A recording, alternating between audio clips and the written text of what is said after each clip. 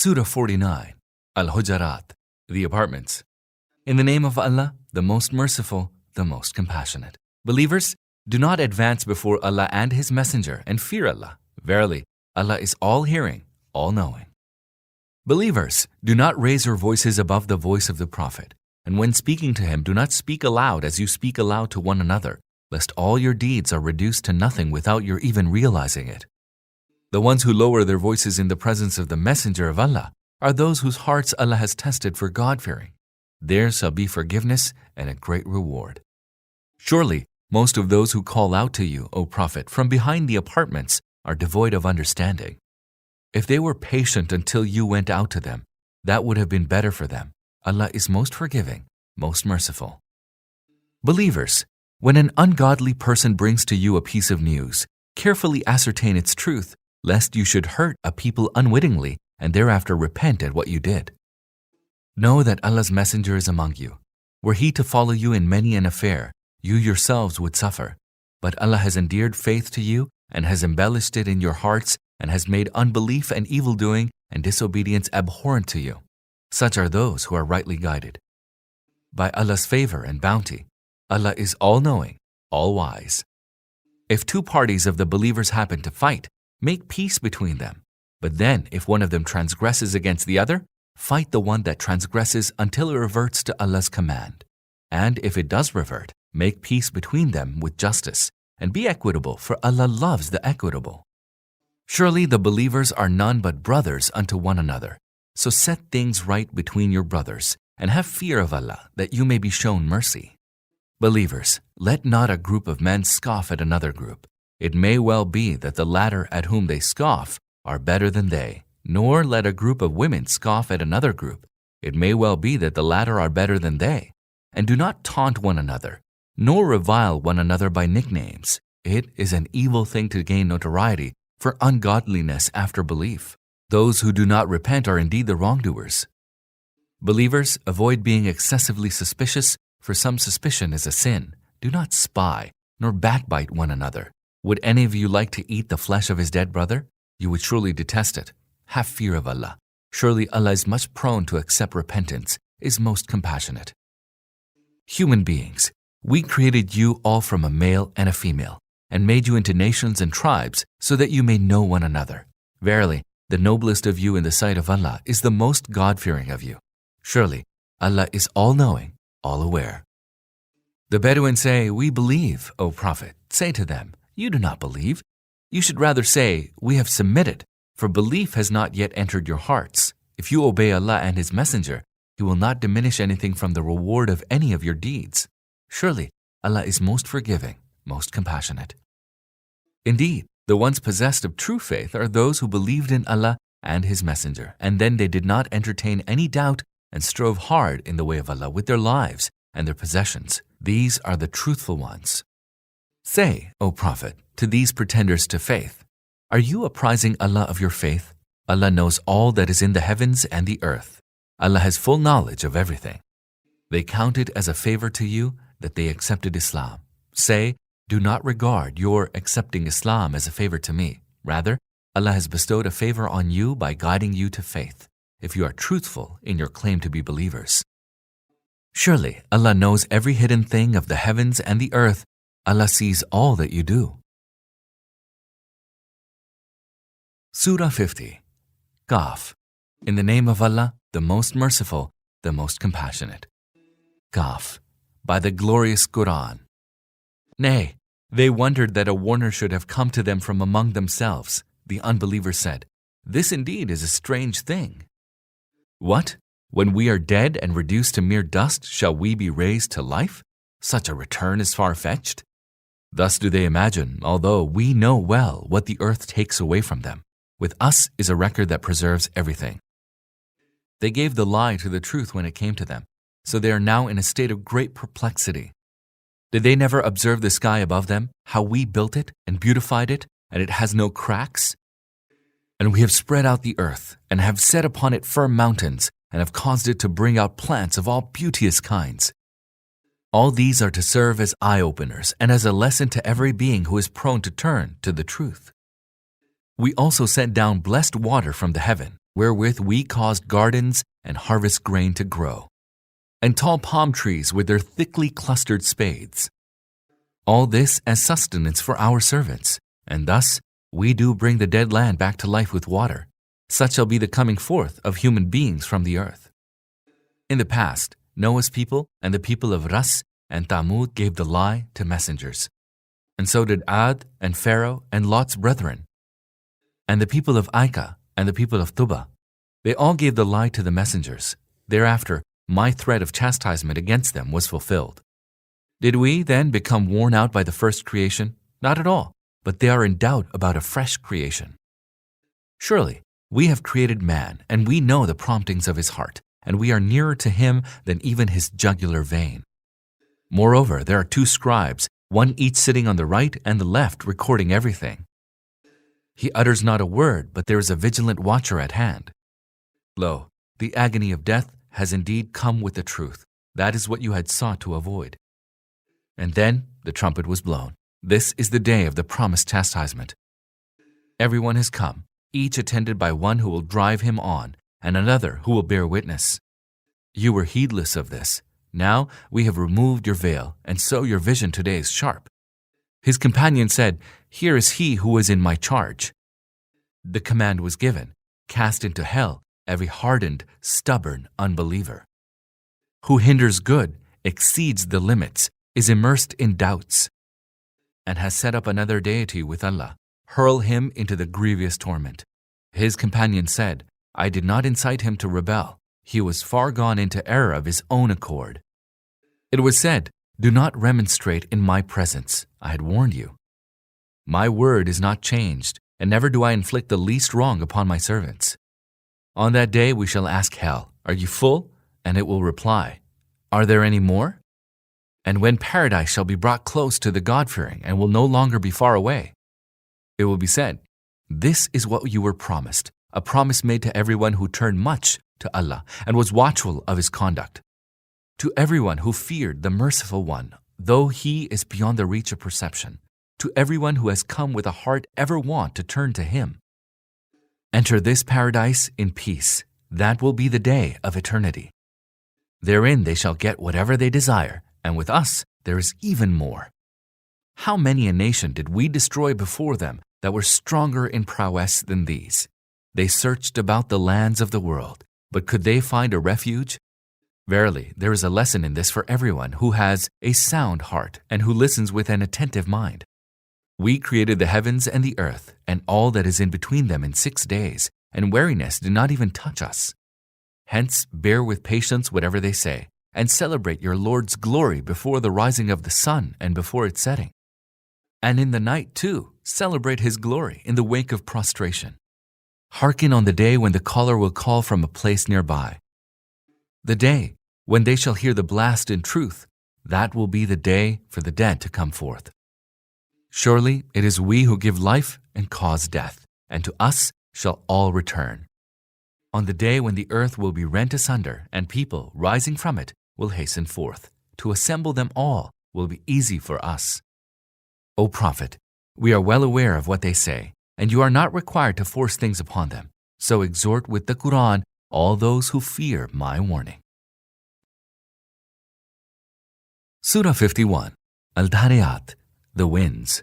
In the name of Allah, the most merciful, the most compassionate. By the winds which scatter dust, which carry clouds laden with water, which then smoothly speed along, and execute the great task of apportioning rainfall. Surely what you are being warned against is true, and the judgment shall doubtlessly take place. By the heaven with its numerous forms. Surely you are at a variance about the hereafter, though only those who are averse to the truth will turn away from believing in it. Doomed are the conjecturers, who are steeped in ignorance and heedlessness. They ask, when will the day of judgment be? It will be the day when they shall be scourged by the fire, and be told, taste your ordeal, this is what you were seeking to hasten. As for the God-fearing, they shall be in the midst of gardens and fountains, joyously receiving what their Lord will have granted them. Verily, they did good works before the coming of this day. They used to sleep but little by night. and would ask for forgiveness at dawn. And in their wealth there was a rightful share for him who would ask, and for the destitute. There are many signs on earth for those of sure faith. And also in your own selves, do you not see? And in heaven is your provision, and also what you are being promised. So by the Lord of the heaven and the earth, this is certainly true as the fact of your speaking. O Prophet, did the story of Abraham's honored guests reach you? When they came to him, they said, "Peace." He said, "Peace also be to you. You seem to be a group of strangers." Then he went back to his family and brought a fat roasted calf and laid it before them, saying, "Will you not eat?" Then he became afraid of them. They said, "Fear not," and announced to him the good news of the birth of a boy endowed with knowledge. So hearing, his wife went forth shouting. She struck her face and exclaimed, "A barren old woman am I." They said, "So has your Lord said, that you shall have a boy. Surely he is most wise, all-knowing." Abraham said, "Envoys of Allah, what is your errand?" They replied, "Behold, we have been sent to a wicked people, that we may unleash a shower of clay stones, marked by your Lord upon those who go beyond the limits." Then we evacuated therefrom all the believers, and we did not find there any apart from a single house of Muslims. And we left therein a sign for those who fear the grievous chastisement. There's also a sign for you in the story of Moses when we sent him with a clear authority to Pharaoh.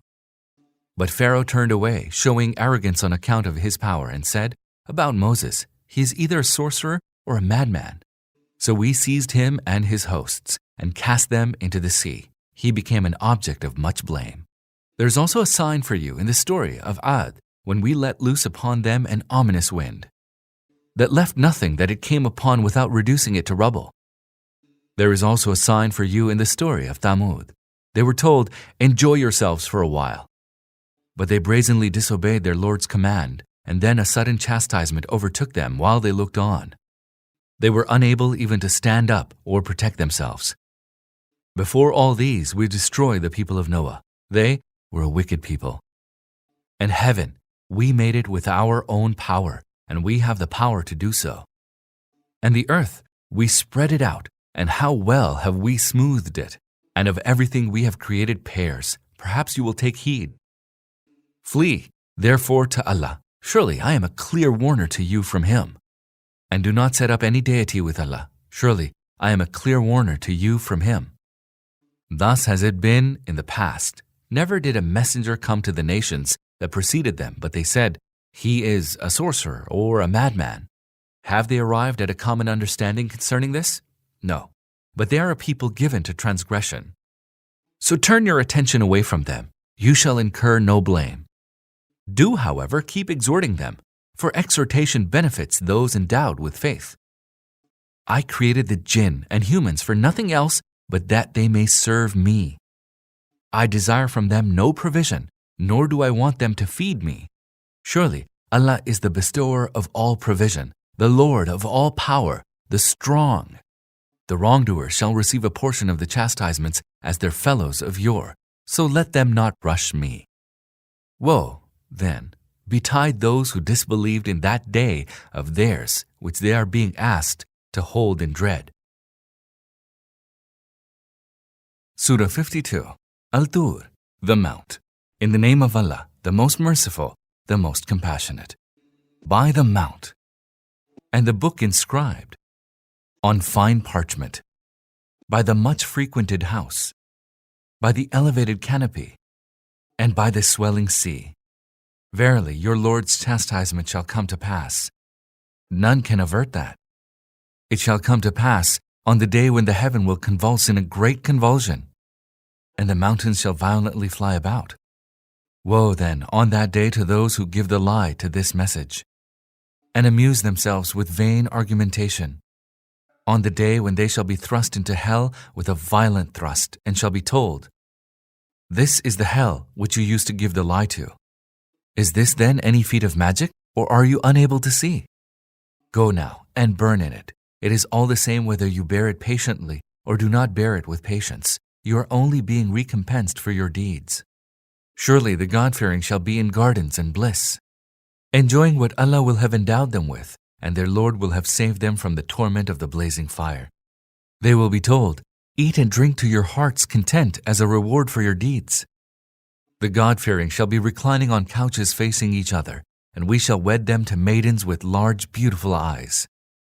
We shall unite the believers with those descendants of theirs who followed them in their faith, and shall not deny them any part of the reward for their good deeds.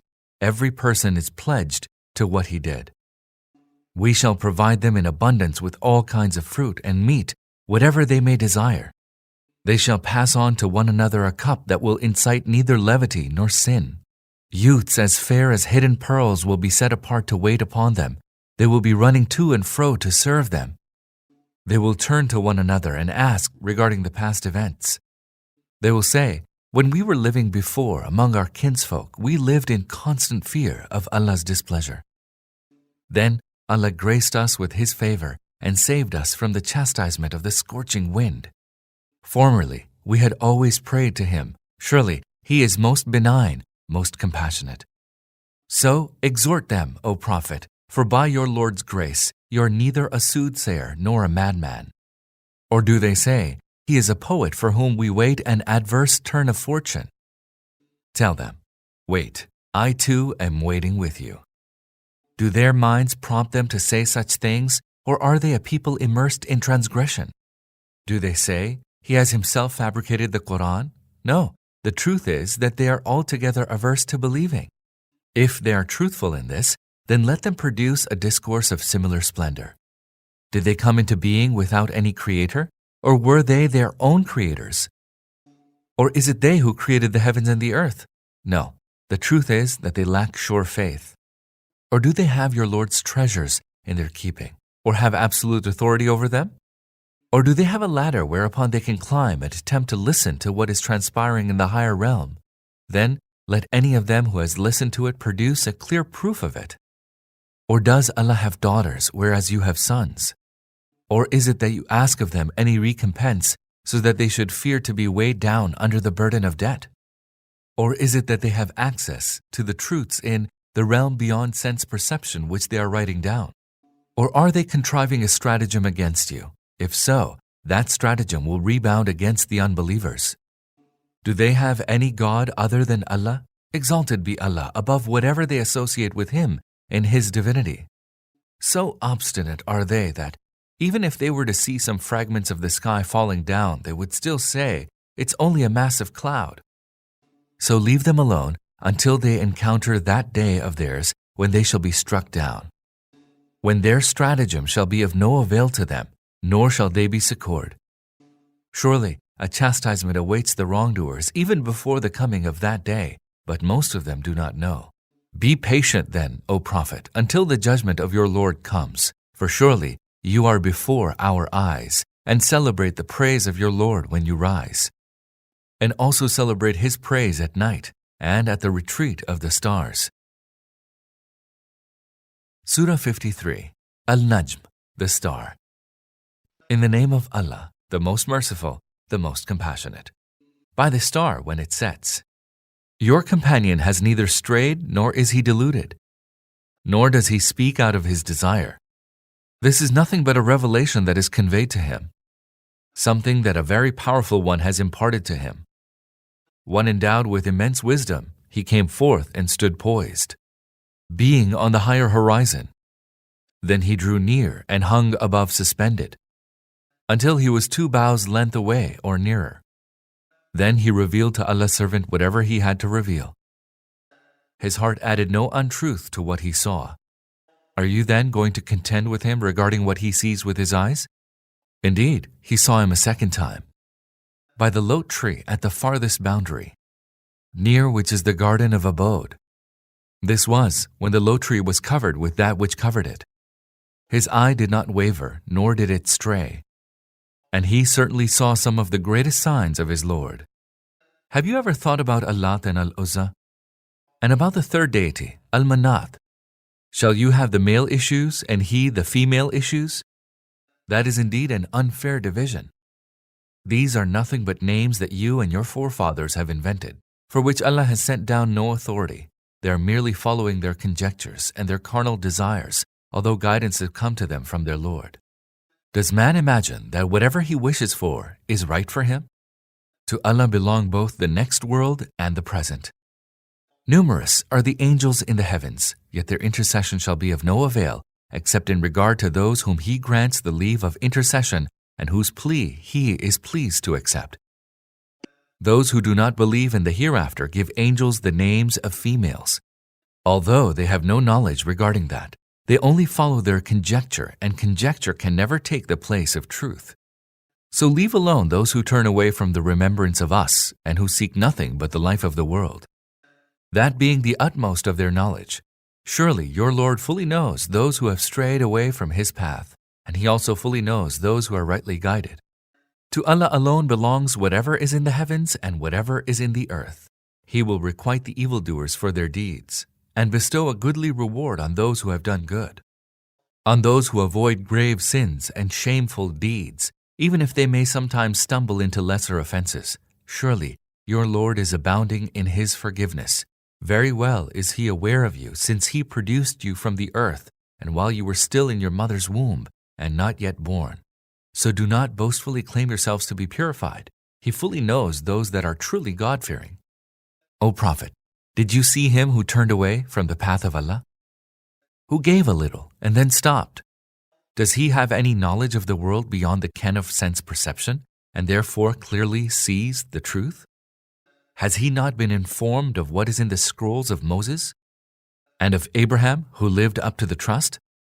That no bearer of a burden shall bear the burden of another, and that man shall have nothing but what he has striven for, and that the result of his striving shall soon be seen, and that he shall then be fully recompensed, and that the final end is with your Lord, and that He it is who causes people to laugh and to cry, and that He it is who causes death and grants life.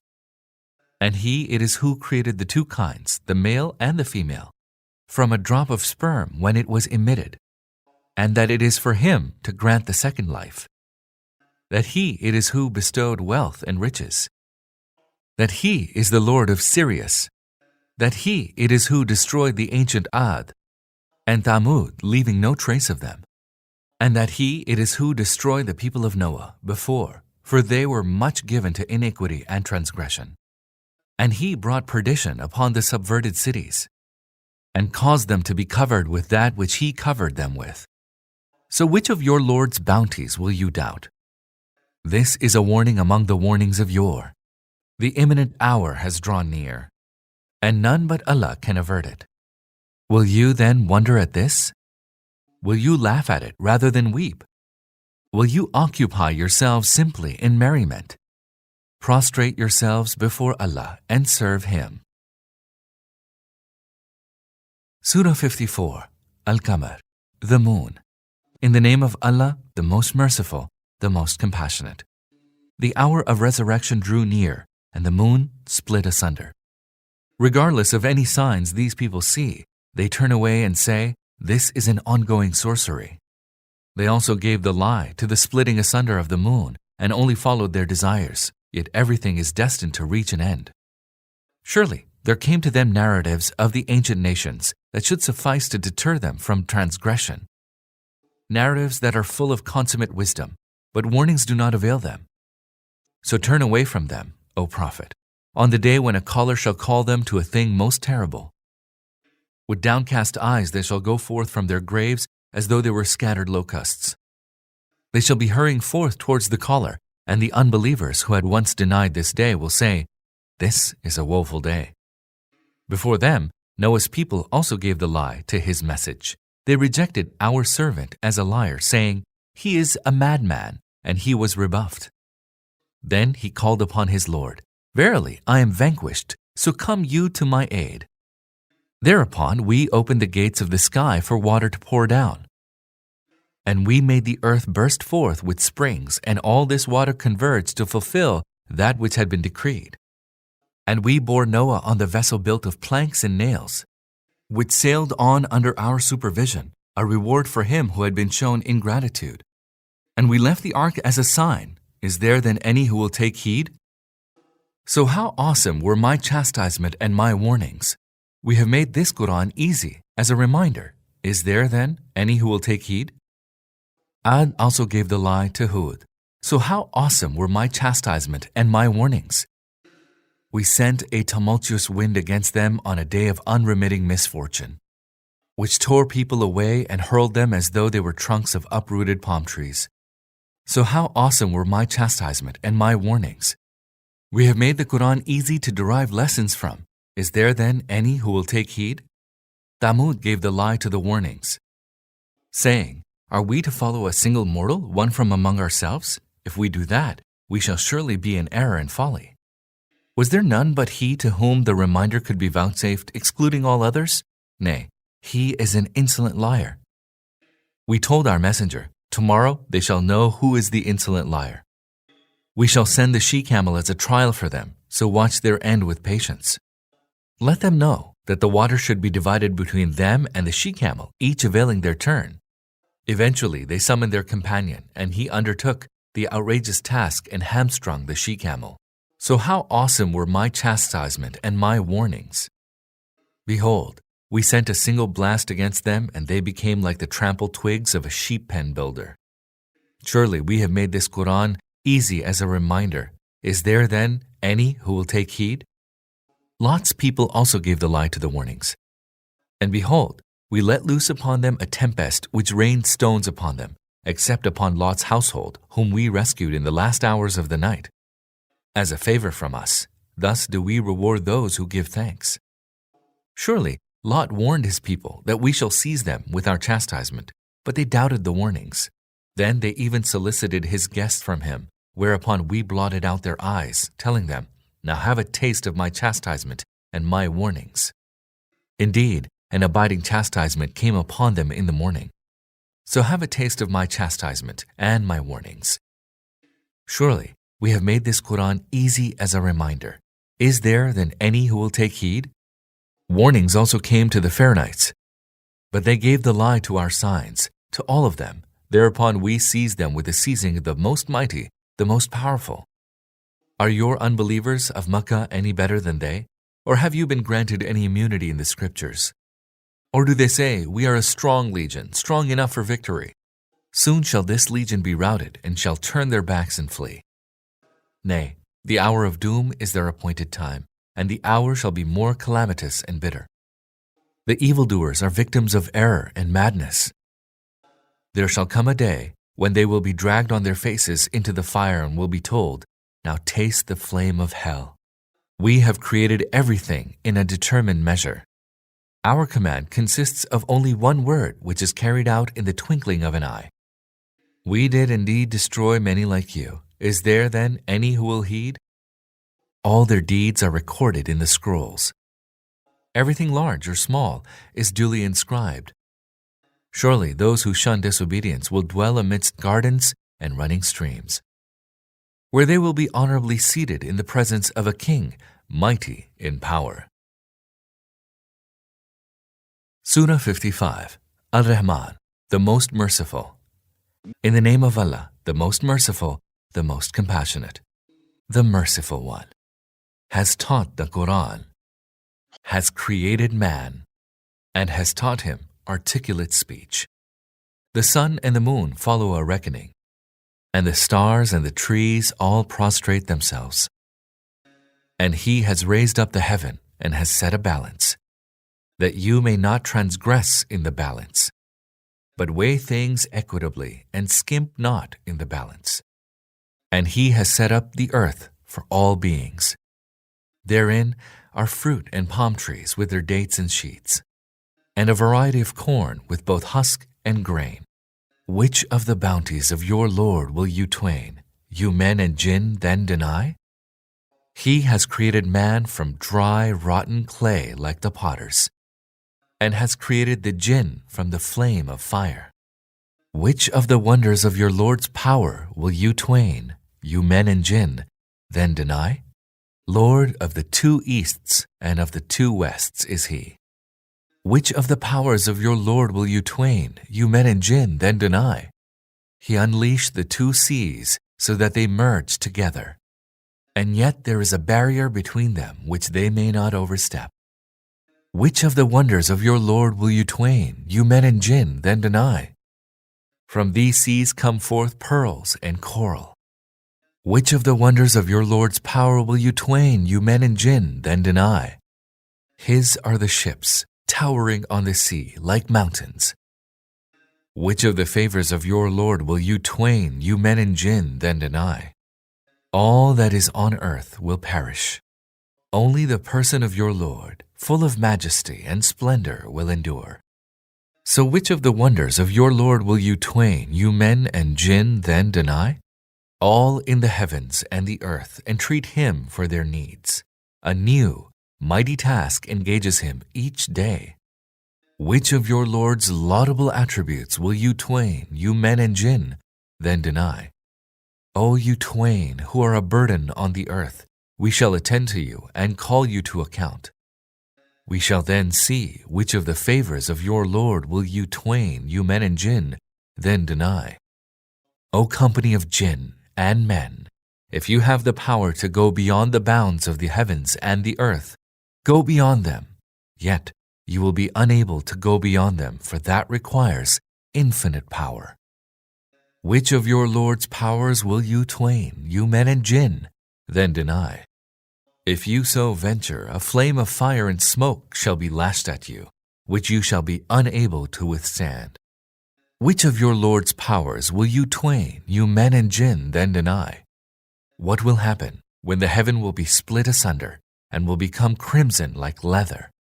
Which of your Lord's powers will you twain, you men and jinn, then deny? On that day there will be no need to ask either men or jinn about their sins. We shall see which of the favors of your Lord will you twain, you men and jinn, then deny. The culprits shall be known by their marks, and shall be seized by their forelocks and their feet.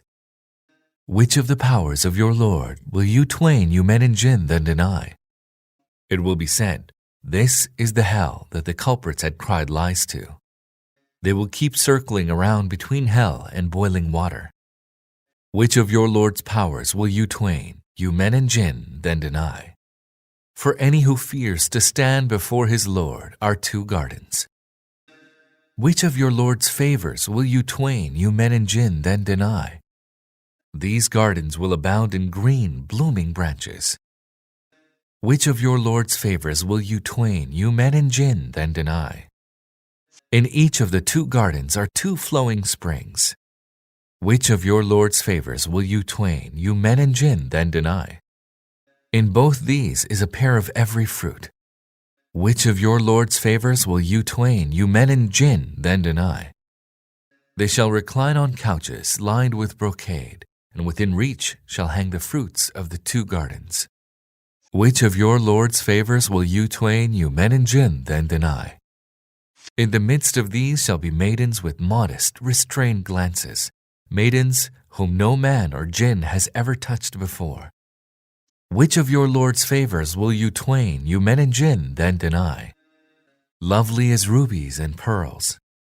Which of the favors of your Lord will you twain, you men and jinn, then deny? Can the reward of goodness be any other than goodness? Which of the laudable attributes of your Lord will you twain, you men and jinn, then deny? And besides these two there shall be two other gardens. Which of the favors of your Lord will you twain, you men and jinn, then deny? Two gardens, dark green and fresh. Which of the favors of your Lord will you twain, you men and jinn, then deny? In them will be two gushing springs. Which of the favors of your Lord will you twain, you men and jinn, then deny? Therein will be fruits and dates and pomegranates. Which of the favors of your Lord will you twain, you men and jinn, then deny? In the midst of these will be maidens, good and comely. Which of the favors of your Lord will you twain, you men and jinn, then deny? There shall be maidens sheltered in tents. Which of the favors of your Lord will you twain, you men and jinn, then deny? No man or jinn ever touched them before. Which of the favors of your Lord will you twain, you men and jinn, then deny? They shall be reclining on green cushions and splendid carpets. Which of the favors of your Lord will you twain, you men and jinn, then deny? Blessed be the name of your Lord, the Lord of Majesty.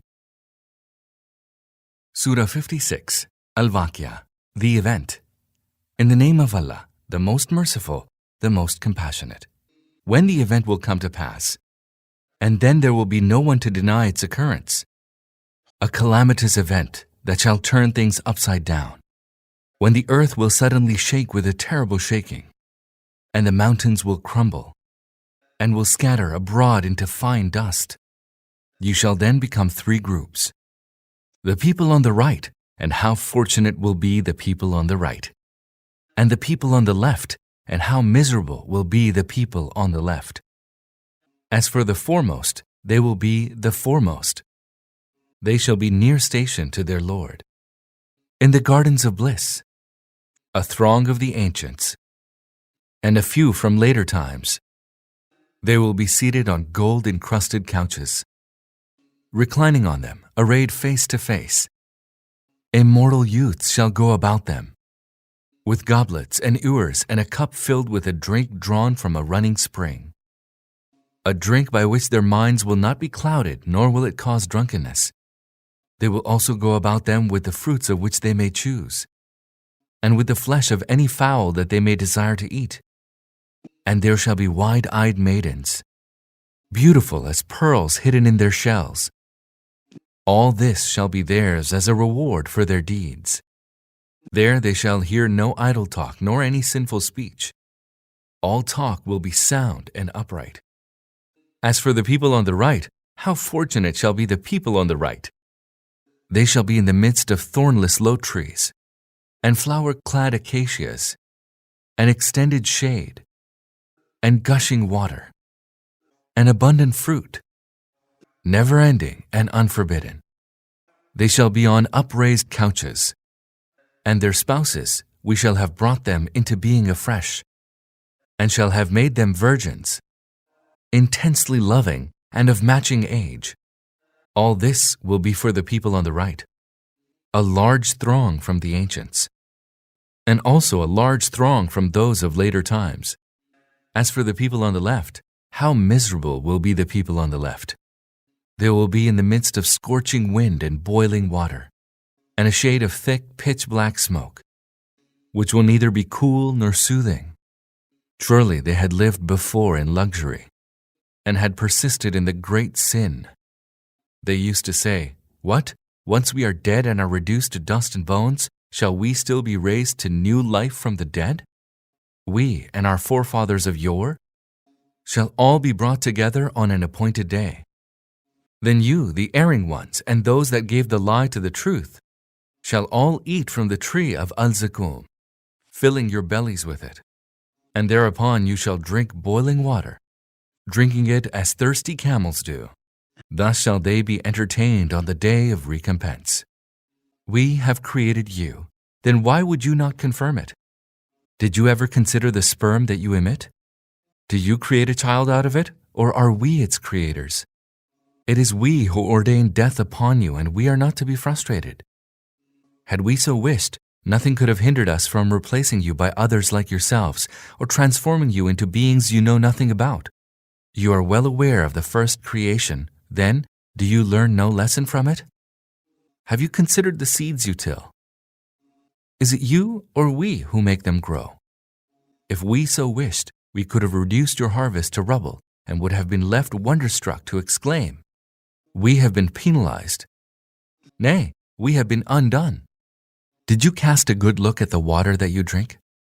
Is it you who brought it down from the clouds, or is it we who brought it down? If we had so pleased, we could have made it bitter. So why would you not give thanks? Did you consider the fire which you kindle? Did you make its tree grow, or was it we who made it grow? We made it a reminder and a provision for the needy. Glorify then, O Prophet, the name of your great Lord. No, I swear by the positions of the stars.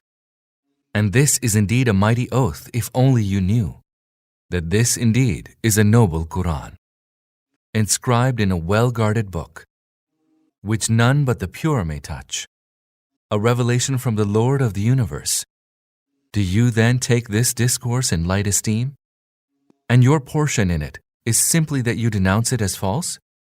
Why then, when the soul leaps up to the throat, the while you are helplessly watching that he is on the verge of death, at that moment when we are closer to him than you, although you do not see us, if you are not subject to anyone's authority, why are you then not able to bring them back to life if you are truthful? So if he is one of those who are near station to Allah, then happiness and delight and gardens of bliss are his. And if he is one of the people on the right, he will be welcomed by the words, "Peace to you," from the people on the right. And if he is one of those who give the lie to this message and go astray, then he will be served boiling water and will be scorched by the fire.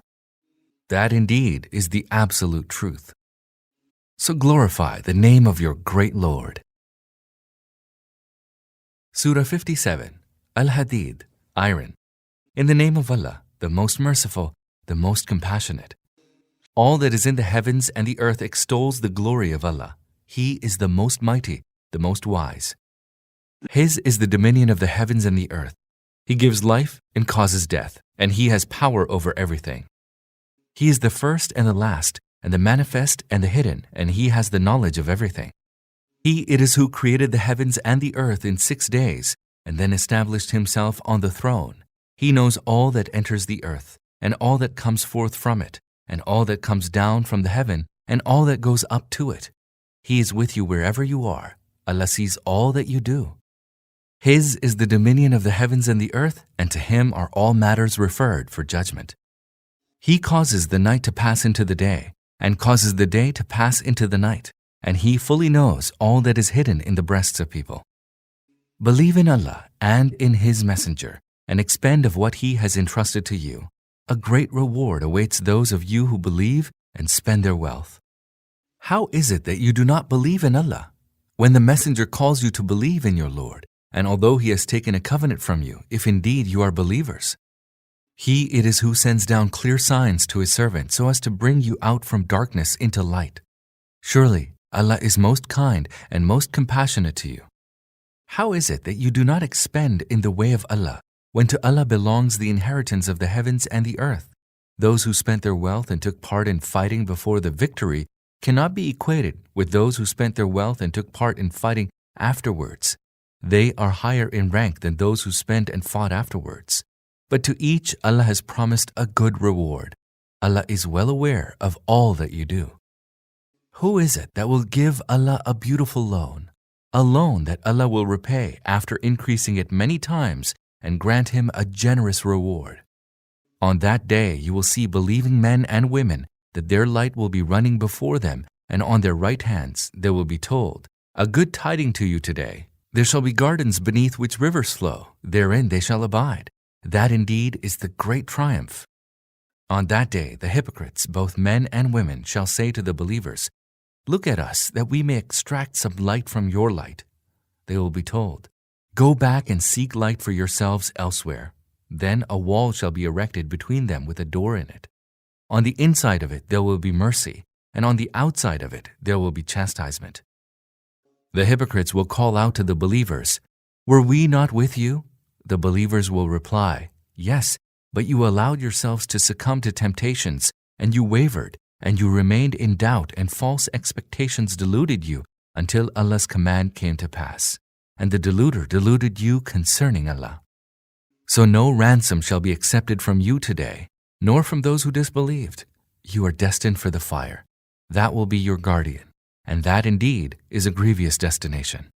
Is the time not come that the hearts of the believers should be humbled to Allah's remembrance and to the truth that He has revealed, and that they should not be like those who were vouchsafed the book, and then a long time elapsed, so that their hearts were hardened? A great many of them are now evildoers. Know well that Allah revives the earth after it becomes lifeless.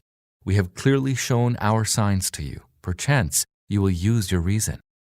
Verily, those who give alms, be they men or women, and give Allah a beautiful loan, shall be repaid after increasing it many times, and there shall be a generous reward. In Allah's sight, only those who truly believe in Allah and His messengers are utterly truthful, and true bearers of witness for the sake of Allah, For them is their reward and their light. As for those who gave the lie to our signs, they are the people of hell. Know well that the life of this world is merely sport and diversion and adornment and an object of your boasting with one another, and a rivalry in the multiplication of riches and children. Its likeness is that of rain. When it produces vegetation, it delights the tillers, but then it withers and you see it turn yellow, and then it crumbles away. In the hereafter, there is either grievous chastisement or forgiveness from Allah and His good pleasure. The life of this world is nothing but delusion. So vie with one another in seeking to attain your Lord's forgiveness and a garden whose width is as the width of the heaven and the earth, one which has been prepared for those who believe in Allah and His messengers. That is Allah's bounty which He bestows upon those whom He pleases. Allah is the Lord of abounding bounty. No misfortune ever befalls on earth, nor on yourselves, but we have inscribed it in the book before we make it manifest. Surely, that is easy for Allah. We do so that you may not grieve over the loss you suffer, nor exult over what He gave you. Allah does not love the vainglorious, the boastful. Those who are niggardly and bid others to be niggardly, and he who turns away, should know that Allah is self-sufficient, immensely praiseworthy. Indeed, we sent our messengers with clear signs and sent down with them the book and the balance that people may uphold justice. And we sent down iron, wherein there is awesome power and many benefits for people, so that Allah may know who, without even having seen Him, helps Him and His messengers. Surely, Allah is most strong, most mighty. Indeed, we sent forth Noah and Abraham and established in their line prophecy and the book. Then some of them embraced the guidance, and many of them are wicked. In their wake, we sent a succession of our messengers and raised Jesus, son of Mary, after all of them, and bestowed upon Him the Evangel, and we set tenderness and mercy in the hearts of those that followed Him. As for monasticism, it is they who invented it. We did not prescribe it for them. They themselves invented it in pursuit of Allah's good pleasure, and then they did not observe it as it ought to have been observed. So we gave their reward to those of them that believed, but many of them are wicked.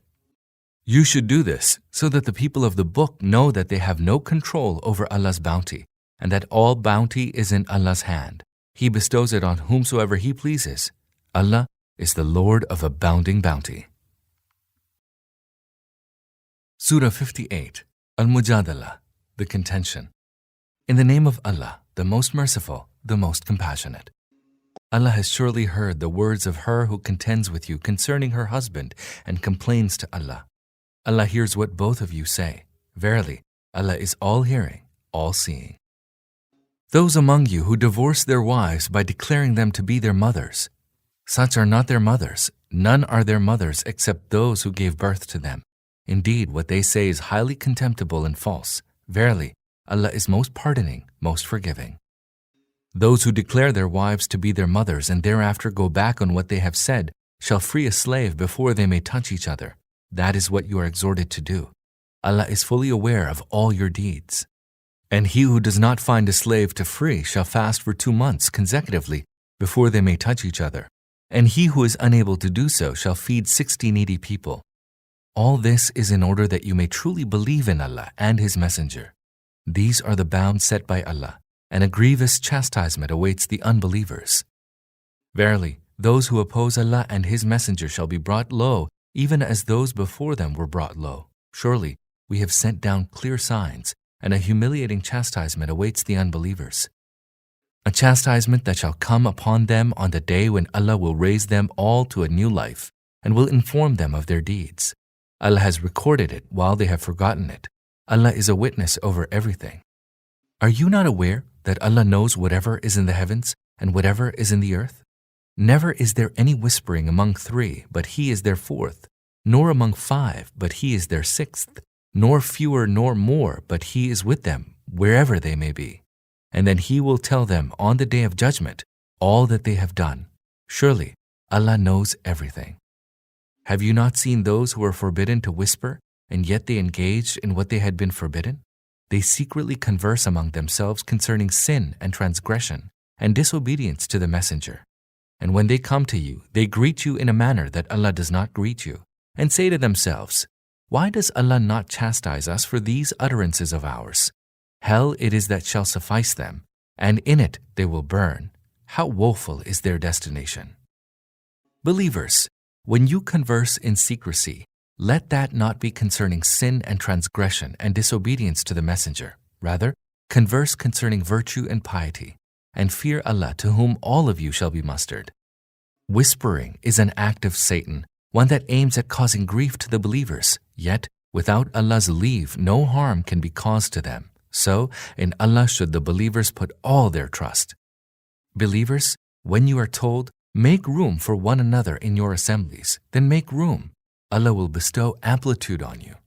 And when it is said, rise up, then rise up. Allah will raise to high ranks those of you who believe and are endowed with knowledge. Allah is well aware of all that you do. Believers, when you come to the Messenger for private consultation, offer some charity before your consultation with him. That is better for you and more conducive to purity. But if you find nothing to offer in charity, then know that Allah is most merciful, most compassionate. Are you afraid that you will have to offer charity when you hold private conversation with the Prophet? But if you are unable to do so and Allah pardons you, then establish prayer and pay zakah and obey Allah and His Messenger. Allah is well aware of all that you do. Do you not see those who took for friends a people whom Allah is wroth with?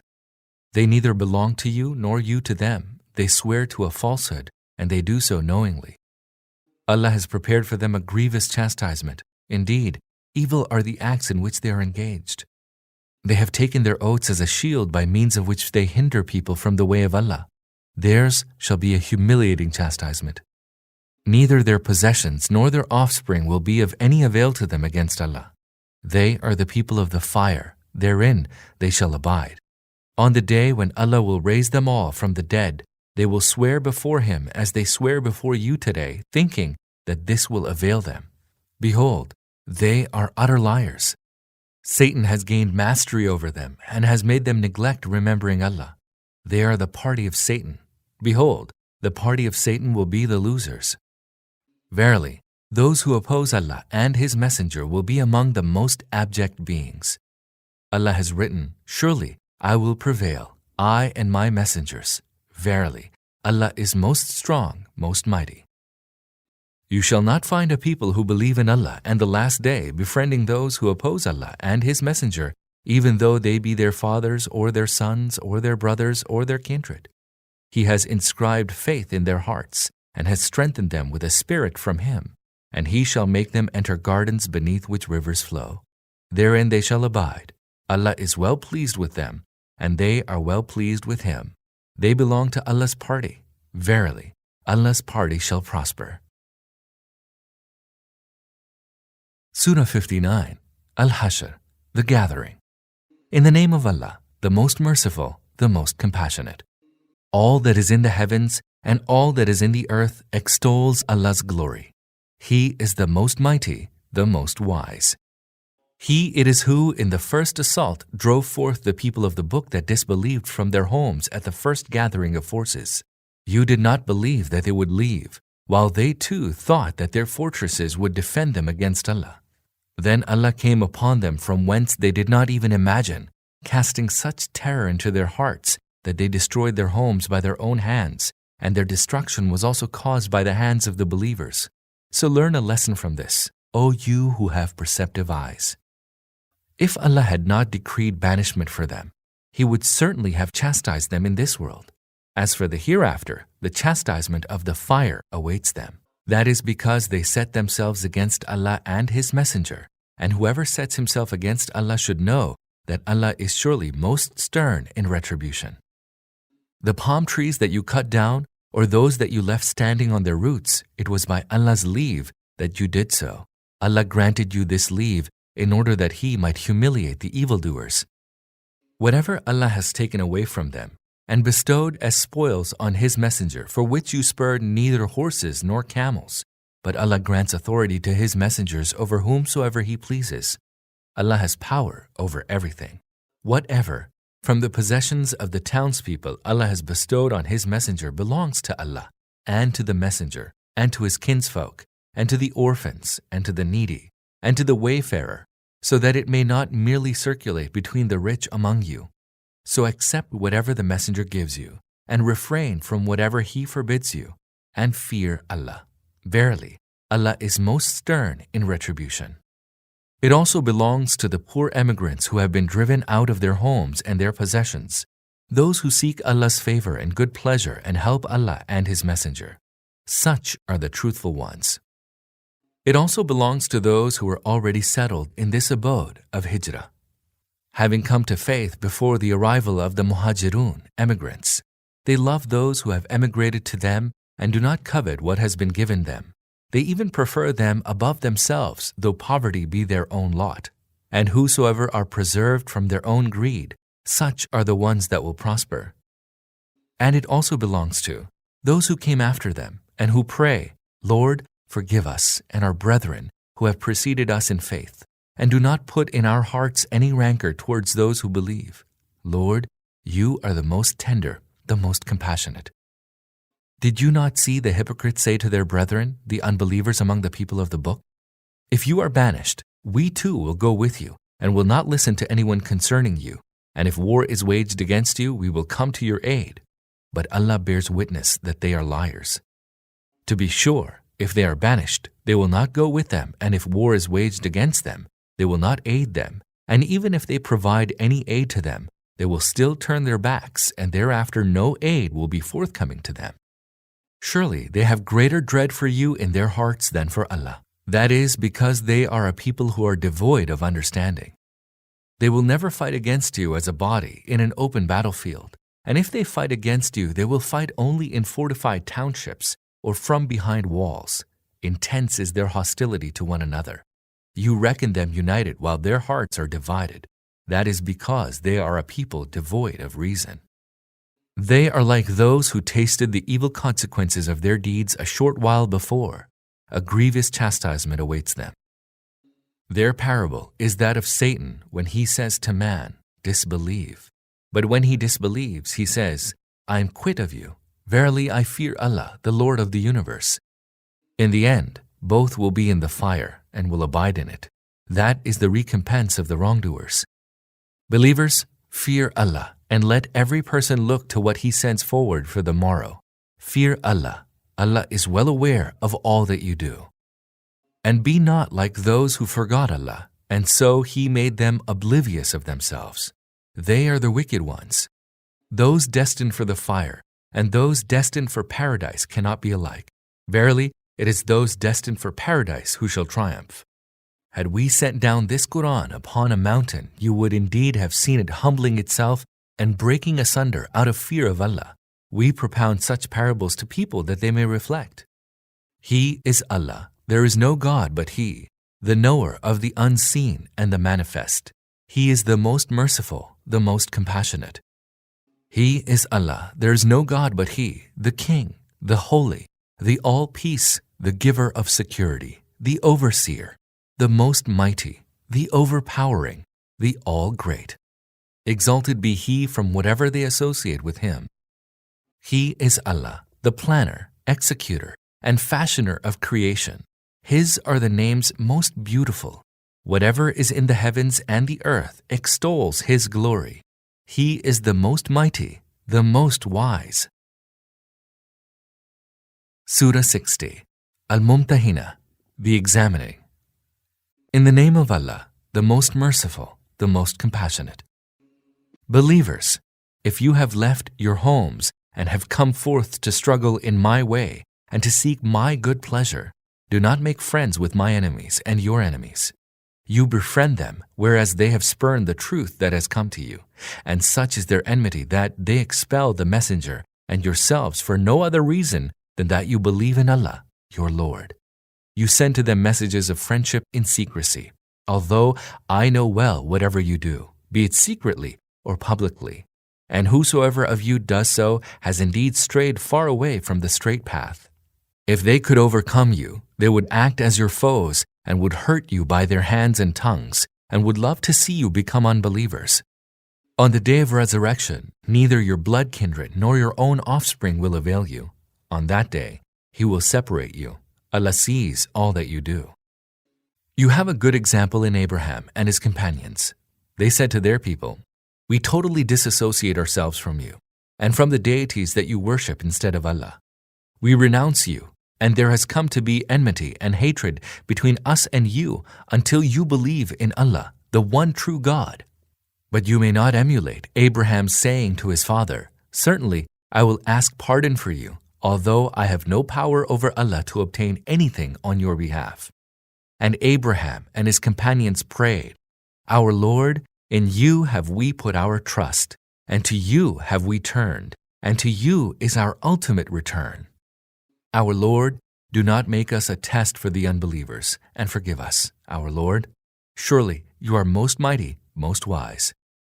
Indeed, there is a good example for you in them, a good example for anyone who looks forward to Allah and the last day. As for him who turns away, Allah is all-sufficient, immensely praiseworthy. It may well be that Allah will implant love between you and those with whom you have had enmity. Allah is most powerful, and Allah is most forgiving, most compassionate.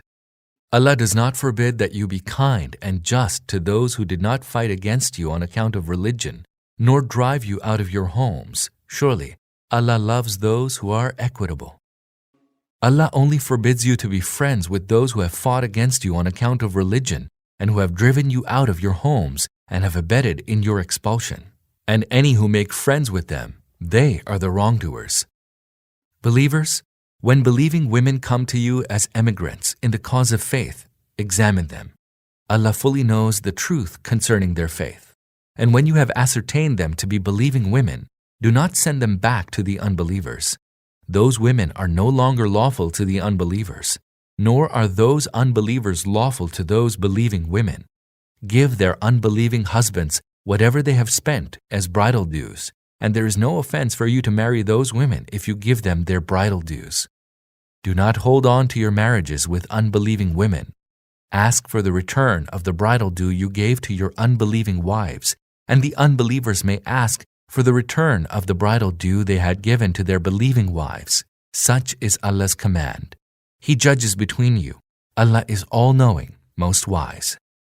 And if you fail to receive from the unbelievers a part of the bridal due of your disbelieving wives, and then your turn comes, pay to those who have been left on the other side an amount the like of the bridal due that they have paid, and have fear of Allah in whom you believe.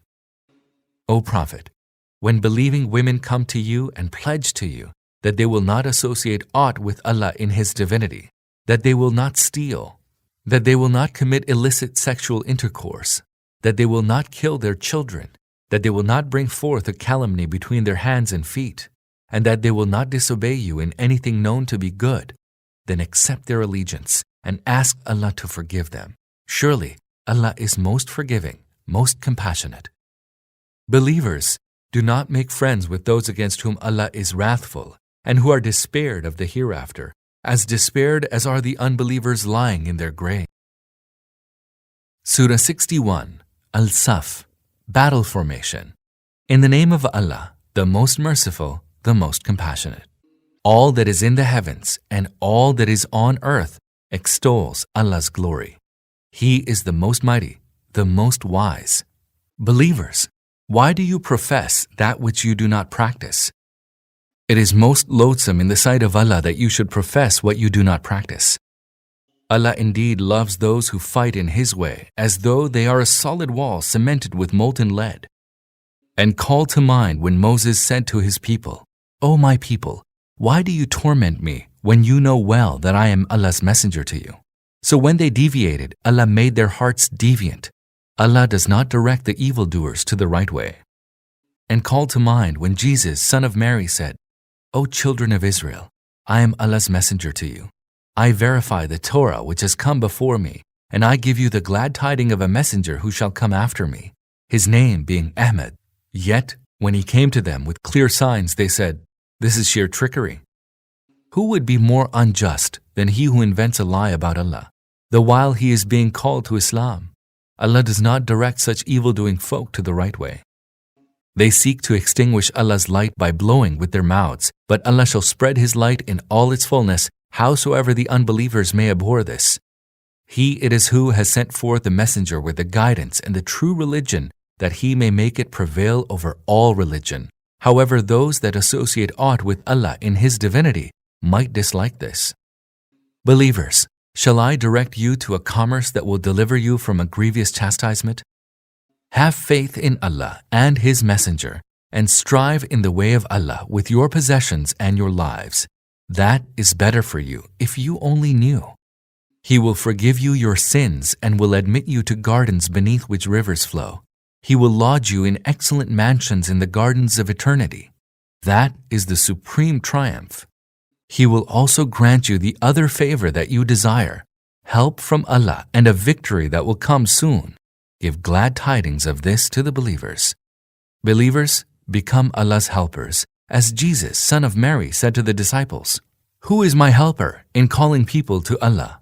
The disciples had responded by saying, "We are Allah's helpers." Then a section of the children of Israel believed, and a section rejected the call. Thereafter, we aided the believers against their enemies, and they prevailed. Surah 62, Al-Jumu'ah, Friday. In the name of Allah, the most merciful, the most compassionate. All that is in the heavens and all that is in the earth extols the glory of Allah, the Sovereign, the Holy, the Almighty, the All-Wise. He it is who has sent to the Gentiles a messenger from among themselves, one who rehearses to them His verses, purifies their lives, and imparts to them the book and the wisdom, although before that they were in utter error. And He has also sent Him to those others who have not yet joined them. He is the most mighty, the most wise. Such is Allah's favor. He bestows it on whomsoever He pleases. Allah is the Lord of abounding favor. The parable of those who were charged with the Torah and then they failed to live up to it is that of a donkey laden with books. Even more evil is the parable of the people who gave the lie to the signs of Allah. Allah does not direct such wrongdoers to the right way. Tell them, O you who have become Judaized, if you arrogantly fancy that you are Allah's favorites to the exclusion of all people, then wish for death if you are truthful in your claim. But they shall never wish for death because of the evil deeds they have committed. Allah is well aware of these evildoers. Tell them, the death from which you will flee will certainly overtake you. Then you will be returned to Him who fully knows what is hidden and what is manifest. Thereupon, He will let you know all that you used to do. Believers, when the call for prayer is made on Friday, hasten to the remembrance of Allah and give up all trading. That is better for you, if you only knew.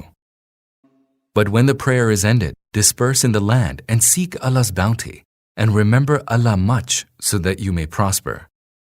Yet no sooner than they saw some trading or amusement, they flocked to it and left you standing by yourself. Tell them, that which is with Allah is far better than amusement and trading. Allah is the best provider of sustenance. Surah 63, Al-Munafiqun, the Hypocrites. In the name of Allah, the most merciful, the most compassionate. O Prophet, when the hypocrites come to you, they say, "We bear witness that you are certainly Allah's messenger." Allah certainly knows that you are His messenger.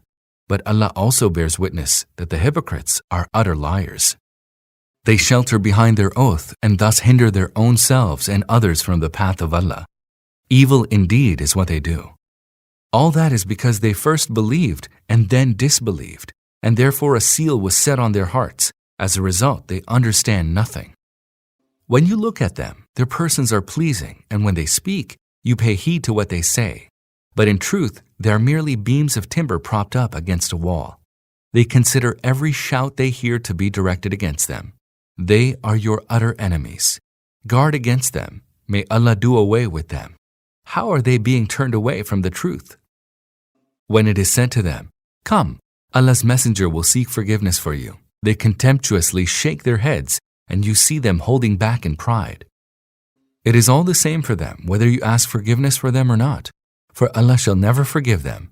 Surely, Allah does not direct the transgressing folk to the right way. It is they who say, "Give nothing to those who are with the messenger of Allah, so that they may disperse." They say so, although The treasures of the heavens and the earth belong to Allah, but the hypocrites do not understand. They say, when we return to Medina, the honorable ones will drive out from it those that are abject. In truth, all honor belongs to Allah and to His Messenger and to the believers, but the hypocrites do not know. Believers, let your possessions and your offspring not make you negligent of Allah's remembrance, for whoso does that, they will be the losers. And spend of what Allah has granted you by way of sustenance before death should come to any of you, and he should say, Lord, why did you not defer my return for a while, so that I might give alms and be among the righteous? But when a person's term comes to an end, Allah never grants any respite. Allah is well aware of all that you do. Surah 64, Al-Taghabun, Mutual Gains and Losses. In the name of Allah, the Most Merciful, the Most Compassionate. All that is in the heavens and all that is in the earth extols Allah's glory. His is the sovereignty, and to Him is all praise due. He has power over everything. He it is who has created you, and among you are those that deny the truth, and among you are those that believe in it. Allah observes all that you do. He created the heavens and the earth with truth and shaped you, giving you excellent shapes, and to Him is your ultimate return. He knows what is in the heavens and the earth, and knows what you conceal and what you disclose. Allah even knows what lies hidden in the breasts of people. Has the news of the unbelievers of the past not reached you? They disbelieved and then tasted its evil consequence. A grievous chastisement awaits them. This was because their messengers would come to them with clear signs, but they would say, shall mortals like ourselves guide us to the right way? They rejected the truth and turned away. Thereupon Allah became unconcerned with them, for Allah is self-sufficient, innately praiseworthy. The unbelievers have vehemently contended that they shall not be raised to life. Say to them, yes, by my Lord, you shall surely be raised to life, and you shall certainly be fully informed of all that you did. That is easy enough for Allah. So believe in Allah and in His Messenger and in the light that we have sent down. Allah is fully aware of what you do. You shall come to know that when He will assemble you on the day of gathering, that shall be the day to determine mutual gains and losses. Whoever believes in Allah and acts righteously, Allah will have his evil deeds expunged and will admit him to gardens beneath which rivers flow. Therein they shall abide forever. That is the supreme triumph. As for those who disbelieved and gave the lie to our signs, they shall be the inmates of the fire and will abide in it. That is a woeful resort. No misfortune ever befalls unless it be by Allah's leave, and whosoever has faith in Allah, Allah directs his heart along the right path. Allah has knowledge of everything. Obey Allah and obey the Messenger. But if you turn away from obedience, then know that our Messenger has no other duty than to clearly convey the truth. Allah, there is no God but He. In Allah should the believers put all their trust. Believers, there are enemies to you from among your spouses and your offspring, so beware of them. But if you forgive and overlook their offenses and pardon them, then surely Allah is most forgiving, most compassionate. Your possessions and your offspring are nothing but a trial for you, and there awaits a great reward for you with Allah. So hold Allah in awe as much as you can and listen and obey and be charitable. This is for your own good, and whoever remains safe from his own greediness, it is such that will prosper. If you give Allah a goodly loan, He will increase it for you several-fold and will forgive you. Allah is most appreciative, most forbearing. He knows that which is beyond the ken of perception, as well as that which can be perceived. He is the most mighty, the most wise. Surah 65, Al-Talaq, Divorce. In the name of Allah, the most merciful, the most compassionate. O Prophet, when you divorce women, divorce them for their waiting period, and compute the waiting period accurately, and hold Allah, your Lord, in awe. Do not turn them out of their homes during the waiting period, nor should they go away from their homes unless they have committed a manifestly evil deed. Such are the bounds set by Allah, and he who transgresses the bounds set by Allah commits a wrong against himself. You do not know. Maybe Allah will cause something to happen to pave the way for reconciliation. And when they reach the end of their term of waiting, then either honorably retain them in the bond of wedlock, or honorably part with them, and call 2 persons of known probity as witnesses from among yourselves, and let these witnesses give upright testimony for the sake of Allah. That is to what all those that believe in Allah and the last day are exhorted. Allah will find a way out for him who fears Allah, and will provide him sustenance from whence he never even imagined. Whoever puts his trust in Allah, he shall suffice him. Surely, Allah brings about what he decrees. Allah has set a measure for everything. The waiting period of those of your women who have lost all expectation of menstruation shall be 3 months in case you entertain any doubt, and the same shall apply to those who have not yet menstruated. As for pregnant women, their waiting period shall be until the delivery of their burden. Allah will create ease for him who fears Allah. This is the commandment of Allah that He has revealed to you. Whoever fears Allah, He will expunge his evil deeds and will richly reward him. During the waiting period, lodge them according to your means wherever you dwell, and do not harass them to make them miserable. And if they are pregnant, provide for them maintenance until they have delivered their burden. And if they suckle your offspring whom they bore you, then give them due recompense, and graciously settle the question of compensation between yourselves by mutual understanding. But if you experience difficulty in determining the compensation for suckling, then let another woman suckle the child. Whoever has abundant means, let him spend according to his means, and he whose means are straitened, let him spend out of what Allah has given him. Allah does not burden any human being beyond the means that He has bestowed upon him. Possibly, Allah will grant ease after hardship. How many towns rebelled against the commandment of their Lord and His messengers? Then we called them to a stern accounting and subjected them to a harrowing chastisement. So they tasted the evil fruit of their deeds, and the fruit of their deeds was utter loss. Allah has laid in store for them a grievous chastisement. So fear Allah, O people of understanding, who have attained to faith. Allah has sent down to you an exhortation, a messenger who rehearses to you Allah's verses that clearly expound the guidance so that He may bring out those that believe and act righteously from every kind of darkness into light. He will admit whosoever believes in Allah and acts righteously to gardens beneath which rivers flow. They shall abide in them forever. For such has Allah made an excellent provision. Allah, it is He who created 7 heavens, and like them, the earth. His commandment descends among them. All this is being stated so that you know that Allah has power over everything, and that Allah encompasses all things in His knowledge. Surah 66, Al-Tahrim, Prohibition. In the name of Allah, the most merciful, the most compassionate. O Prophet, why do you forbid what Allah has made lawful for you? Is it to please your wives?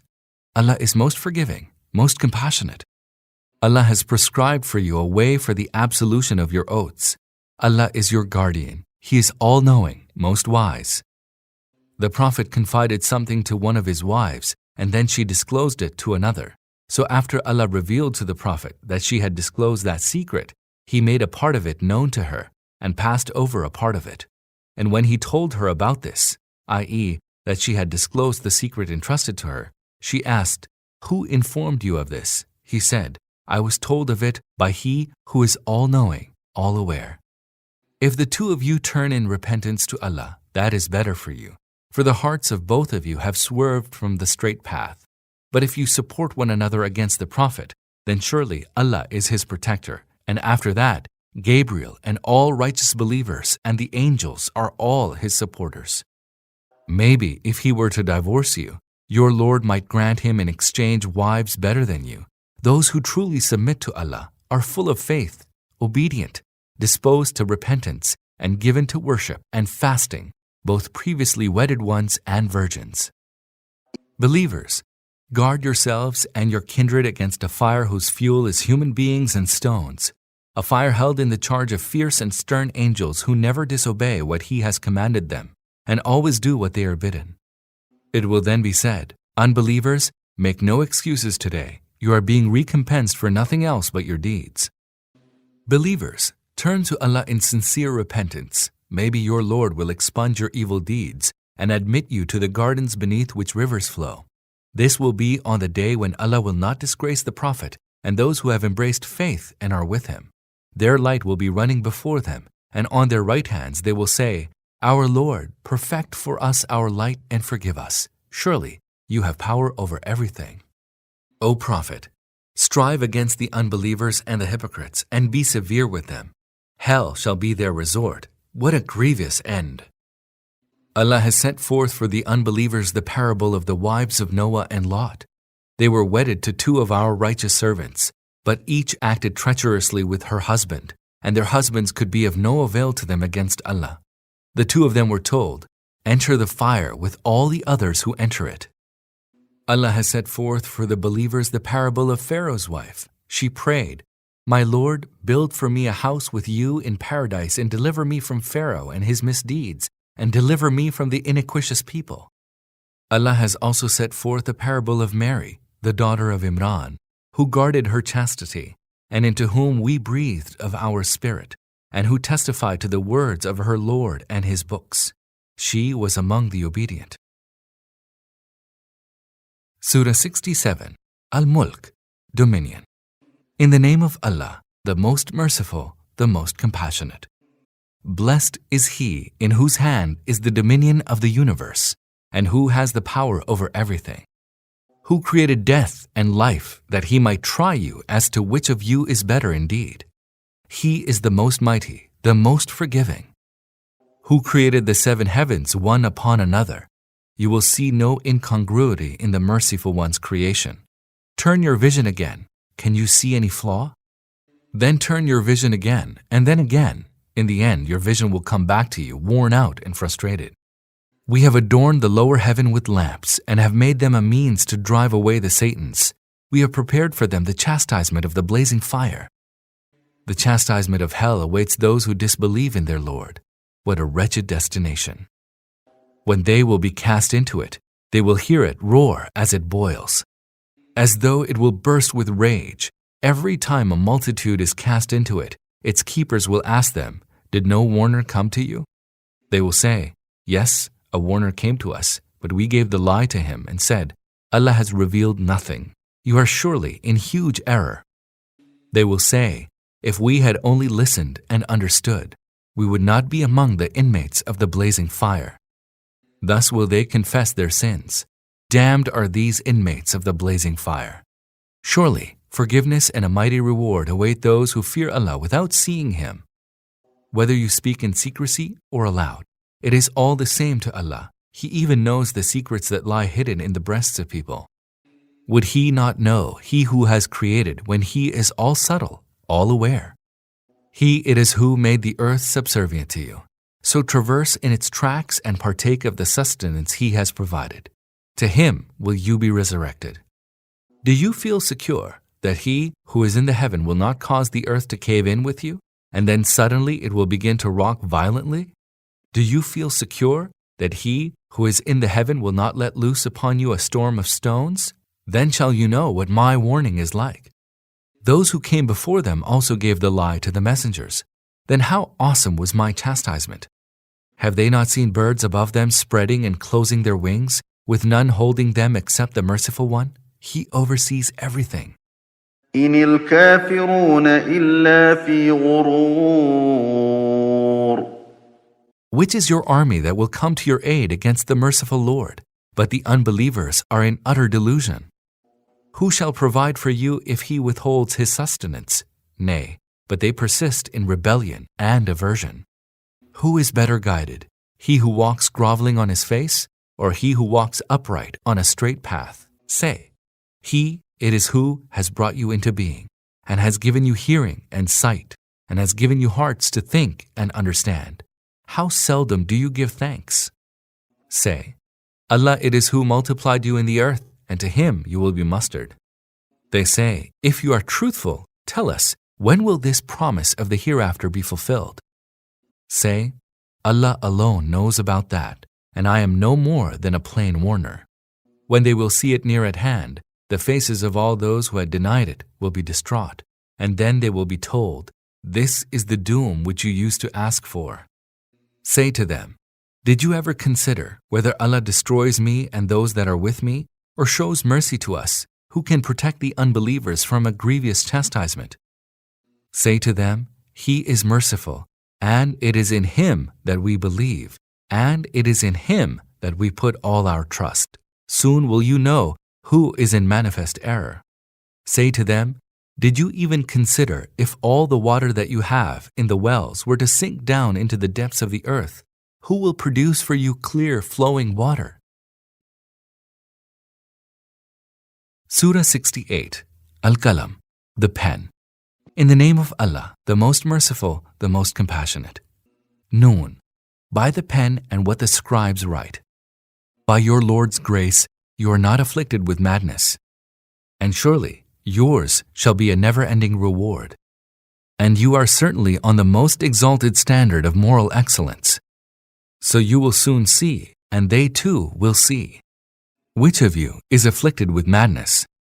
Surely, your Lord knows well those who have strayed from His way, just as He knows well those who are on the right way. Do not then yield to those who reject the truth, decrying it as false. They would wish you to be pliant, so that they too may be pliant. And do not yield to any contemptible swearer, the fault-finder who goes around slandering, the hinderer of good, the transgressor, the sinful, the coarse-grained, and above all, mean and ignoble. Whoso acts simply because he has wealth and sons. And whenever our verses are rehearsed to him, he says, these are fairy tales of times gone by. Soon shall we brand him on his snout. We have put them, i.e. the Makkans, to test, even as we put to test the owners of the orchard when they vowed that they would gather the fruit of their orchard in the morning, without making any allowance for the will of Allah. Thereupon a calamity from your Lord passed over it while they were asleep. And so by morning the orchard lay as though it had been fully harvested. At daybreak they called out to one another, hurry to your orchard if you would gather its fruit. So off they went, whispering to one another, no destitute person shall enter it today. They went forth early, believing that they had the power to gather the fruit. But as soon as they beheld the orchard, they cried out, we have certainly lost the way. Rather, we are utterly ruined. The best among them said, did I not say to you, why do you not give glory to your Lord? They cried out, glory be to our Lord, certainly we were sinners. Then they began to reproach one another. They said, woe to us, we had indeed transgressed. Maybe our Lord will give us a better orchard in its place. To our Lord do we penitently turn. Such is the chastisement, and the chastisement of the hereafter is assuredly even greater, if only they knew. Surely, the God-fearing shall have gardens of bliss with their Lord. What? Shall we treat those who have submitted to our command like those who have acted as criminals? What is the matter with you? How ill do you judge? Or do you have a book wherein you read that in the hereafter you shall have all that you choose for yourselves? Or have we sworn a covenant with you which we are bound to keep till the day of resurrection, a covenant requiring that whatever you ordain for yourselves shall be yours? Ask them, which of them can guarantee that? Or has something been guaranteed by any of those whom they associate with Allah in His divinity? If so, let them bring forth their associates, if they are truthful. On the day when the dreadful calamity will unfold, when people will be summoned to prostrate themselves, and yet they will not be able to prostrate. Their eyes shall be downcast, and ignominy shall overwhelm them. For when they were safe and sound, they were summoned to prostrate themselves, and they refused. So leave me, O Prophet, to deal with him who gives the lie to this discourse. We shall draw them little by little to their undoing, in a way that they will not know. I am giving them a respite. Great is my scheme. Or are you asking them for some compensation so that they feel burdened with debt? Or do they have any knowledge of the unseen which they are now writing down? So bear with patience until the judgment of your Lord comes, and do not be like the man in the fish, i.e. Jonah, who called out, choking with grief. Had his Lord not bestowed His favor upon him, he would have been cast upon that barren shore and would have remained there in disgrace. But his Lord exalted him and included him among His righteous servants. When the unbelievers hear His exhortation, They look at you as though they would knock you off your feet with their hostile glances. They say, "Surely he is afflicted with madness," although this is nothing but an exhortation to goodness for everyone in the world. Surah 69, Al-Haq, the indubitable event. In the name of Allah, the most merciful, the most compassionate. The indubitable event. And what is that indubitable event? And what do you know what that indubitable event is? The Thamud and the Ad denied the possibility of a sudden calamity, calling it false. Then the Thamud were destroyed by an awesome upheaval, and the Ad were destroyed by a furiously raging windstorm, which he let loose upon them for 7 nights and 8 days in succession, so that, if you had been there, you might have seen people lying prostrate, as though they were uprooted trunks of hollowed palm trees. Do you now see any trace of them? Pharaoh and those before him and the people of the overturned habitations all engaged in the same great sin. They did not follow the messenger of their Lord, and so he seized them with a severe grip. Verily, when the water rose to great heights, we bore you upon a floating vessel, i.e. the ark, so that we might make it an instructive event for you, and retentive ears might preserve its memory. So when the trumpet is blown with a single blast, and the earth and the mountains are carried aloft and are crushed to bits at one stroke, on that day shall that indubitable event come to pass, when the sky will be rent asunder, the grip holding it together having loosened on that day. And the angels will stand on the sides with 8 of them bearing aloft the throne of your Lord on that day. That will be the day when you shall be brought forth before Allah, and no secret of yours shall remain hidden.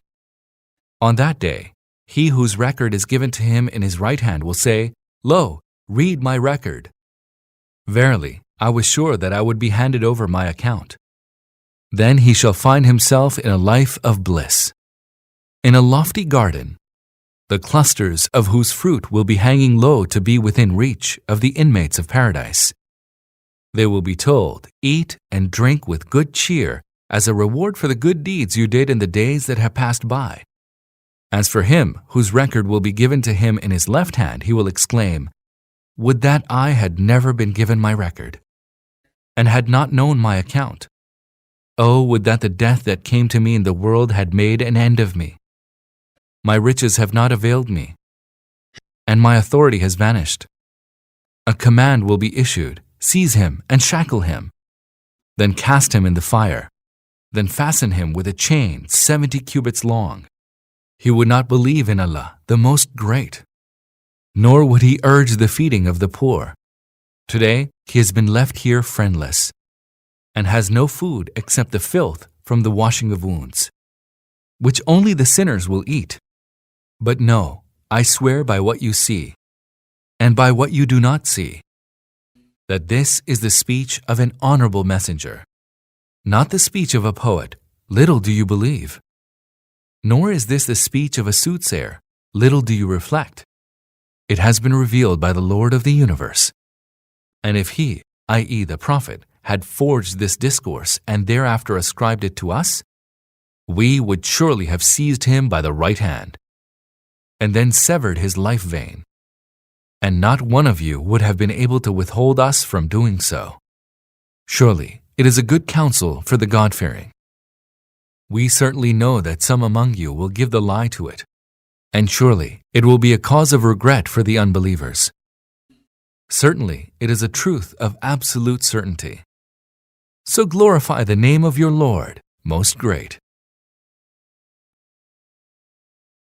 Surah 70, Al-Mi'raj, the Ascending Steps. In the name of Allah, the Most Merciful, the Most Compassionate. A beseecher besought the visitation of chastisement. A chastisement meant for the unbelievers, one which none can avert. A chastisement from Allah, the Lord of the Ascending Steps, by which the angels and the Spirit ascend to Him in one day, the duration of which is 50,000 years. So, O Prophet, persevere with gracious perseverance. Verily, they think that the chastisement is far off, while we think that it is near at hand. It shall befall on a day whereon the sky will become like molten brass, and the mountains will become like dyed tufts of wool. And no bosom friend will inquire about any of his bosom friends. Although they shall be within sight of one another, the guilty one would fain ransom himself from the torment of that day by offering his children, and his spouse and his brother, and his kinsfolk who had stood by him, and all persons of the earth, if only he could thus save himself. By no means, it will be the fierce flame that will strip off the scalp. It shall insistently summon him who turned his back and retreated, and amassed wealth and covetously hoarded it. Verily, man is impatient by nature, bewailing when evil befalls him, and tight-fisted when good fortune visits him, except those that pray, and are constant in their prayer, and those in whose wealth there is a known right, for those that ask and those that are dispossessed, those who firmly believe in the day of recompense, and fear the chastisement of their Lord. Surely, the chastisement of their Lord is a thing none can feel secure from. And those who guard their private parts, except in regard to their spouses, and those whom their right hands possess, for in regard to them they are not reproachable. But any who seeks to go beyond that, it is indeed they who are the transgressors.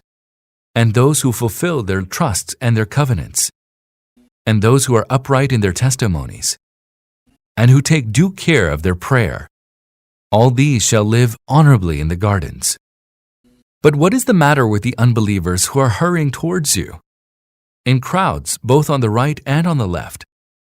Does every one of them wish to enter the garden of bliss? By no means. They know that which we have created them from. I swear by the Lord of the Easts and the Wests that we have the power to replace them by others who would be better than they, and we shall certainly not be overpowered. So leave them to engage in vain talk and to amuse themselves until they come face to face with the day which they are promised, the day on which they will hastily come forth from their graves as though they were hurrying on to the altars of their deities. Their eyes will be downcast and disgrace will overwhelm them. Such is the day that they were promised. Surah 71, Noah. In the name of Allah, the most merciful, the most compassionate. We sent Noah to his people and directed him, warn your people before a grievous chastisement comes upon them. Noah said, My people, I have certainly been sent as a clear warner to you, that you serve Allah and fear Him and follow me. He will forgive your sins and will grant you respite until an appointed term. Indeed, when Allah's appointed term comes, it cannot be deferred, if you only knew. He said, My Lord, I called my people by night and by day. But the more I called, the farther they fled. And every time I called them, so that you might forgive them, they thrust their fingers into their ears and wrapped up their faces with their garments, and obstinately clung to their attitude and waxed very proud. Then I summoned them openly, and preached to them in public, and also addressed them in secret. I said to them, Ask forgiveness from your Lord. Surely He is most forgiving. He will shower upon you torrents from heaven, and will provide you with wealth and children, and will bestow upon you gardens and rivers. What is amiss with you that you do not look forward to the majesty of Allah, when He has created you in stages? Do you not see how Allah has created 7 heavens, one upon the other, and has placed the moon in them as a light and the sun as a radiant lamp? And Allah has caused you to grow out of the earth so wondrously, and He will later cause you to return to it, and will then again bring you out of it. Allah has made the earth a wide expanse for you, so that you may tread its spacious paths.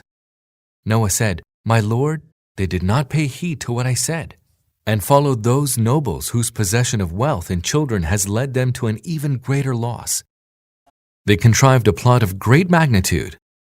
They said, Do not abandon your deities. Do not abandon Vad, nor Suwa, nor Yagut, nor Ya'uk, nor Nasr. They have misled many, so do not enable these evildoers to increase in anything except straying from the right way. And so they were drowned on account of their sins, and then cast into the fire, and did not find any other than Allah to come forth to their help. Noah said, My Lord, do not leave out of these unbelievers even a single dweller on earth.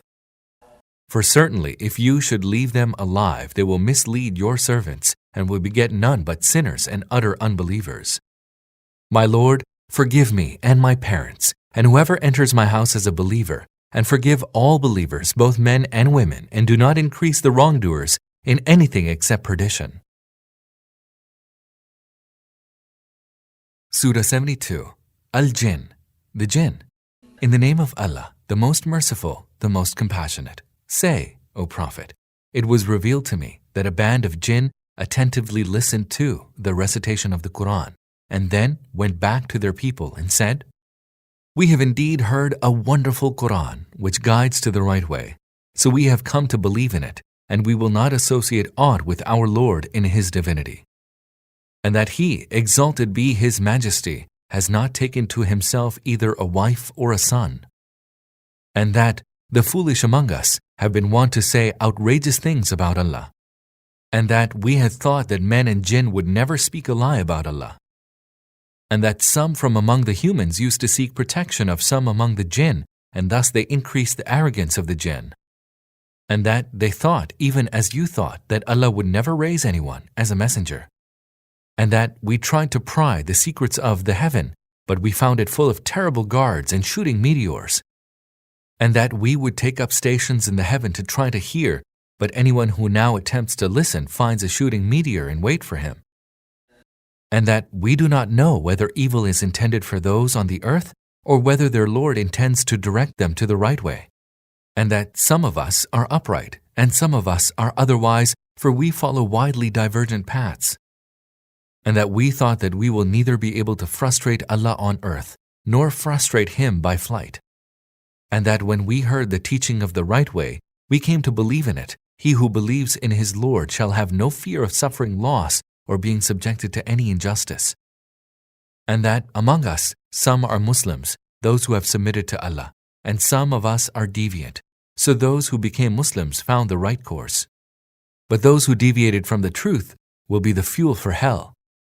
If people were to keep firmly to the right way, we would have vouchsafed them abundant rain, so that we might try them through this bounty. Whoso turns away from the remembrance of his Lord, He will cause him to suffer a grievous chastisement. And that mosques belong to Allah, so do not invoke anyone with Him. And when Allah's servants stood up to call on Him, they well nigh swarmed Him. Say, O Prophet, I call on my Lord alone, and I do not associate aught with Him in His divinity. Say, surely neither it is in my power to hurt you nor to bring you to the right way. Say, none can protect me from Allah, nor can I find a refuge apart from Him. My task is no more than to deliver Allah's proclamation and His messages. And whoever disobeys Allah and His messenger, surely the fire of hell awaits him, therein he will abide in perpetuity. They shall not change their ways until they see that against which they had been warned, and then they will know whose helpers are weaker and whose supporters are fewer in number. Say, I know not whether what you are promised is near or whether my Lord will prolong its term. He is the knower of the unseen, and He does not disclose His unseen to anyone, other than to a messenger whom He chooses for the bestowal of any part of the knowledge of the unseen, whereafter He appoints guards who go before Him and behind Him, so that He may know that they have delivered the messages of their Lord. He encompasses in His knowledge their surroundings and keeps account of all things. Surah 73. Al-Muzammil, the Enwrapped One. In the name of Allah, the most merciful, the most compassionate. O you, the sleeping, enwrapped one! Stand up in prayer by night, all but a small part of it, half of it, or reduce it a little, or add to it a little, and recite the Quran slowly and distinctly. Behold, we shall cast upon you a weighty word. Surely, getting up at night is the best means of subduing the self and is more suitable for uprightness in speech. You are indeed much occupied during the day with the affairs of the world. So remember the name of your Lord and devote yourself to Him with exclusive devotion. He is the Lord of the East and the West. There is no God but He. So take Him alone for your guardian. And bear patiently the vain things they utter and gracefully forsake them. Leave it to me to deal with the affluent ones who give the lie to the truth and bear with them for a while. We have heavy fetters and a blazing fire in store for them, and a food that chokes and a grievous chastisement. They will come across all this on the day when the earth and the mountains shall tremble violently, and the mountains shall crumble into heaps of scattered sand. Surely we have sent to you a messenger as a witness over you, just as we had sent a messenger to Pharaoh. But Pharaoh disobeyed our messenger, so we seized him with a terrible seizing. If you persist in disbelieving, how will you guard yourself against the woe of the day that will turn children gray-haired? The day whose severity shall cause the heaven to split asunder. Allah's promise is ever bound to be fulfilled. Indeed, this is nothing but a good counsel, so let him who will take away leading to his Lord. O Prophet, your Lord knows that you sometimes stand up in prayer nearly 2/3 of the night, and sometimes half or 1/3 of it, and so does a party of those with you. Allah measures the night and the day. He knows that you cannot keep an accurate count of it, so He has shown mercy to you. So now recite as much of the Quran as you can. He knows that there are among you those who are sick and others who are journeying in the land in quest of Allah's bounty, and still others who are fighting in the cause of Allah. So recite as much of the Quran as you easily can, and establish prayer, and pay zakah, and give Allah a goodly loan. Whatever good you can send forth for yourselves, you shall find it with Allah. That is better, and its reward is greater. And ask for Allah's forgiveness. Surely, He is most forgiving, most compassionate. Surah 74, Al-Mudaththir, the Cloaked One. In the name of Allah, the most merciful, the most compassionate.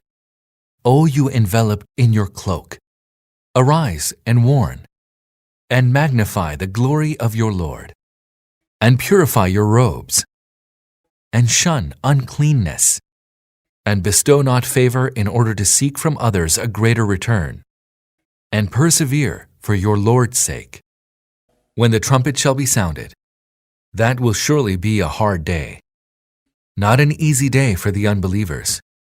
Leave me with him whom I alone have created, whom I have endowed with abundant riches, and sons ever present with him, and for whom I have smoothed the way to power and riches, and who still greedily desires that I should bestow upon him more. By no means he is stubbornly opposed to our signs. I shall soon constrain him to a hard assent. He reflected and then hatched a scheme.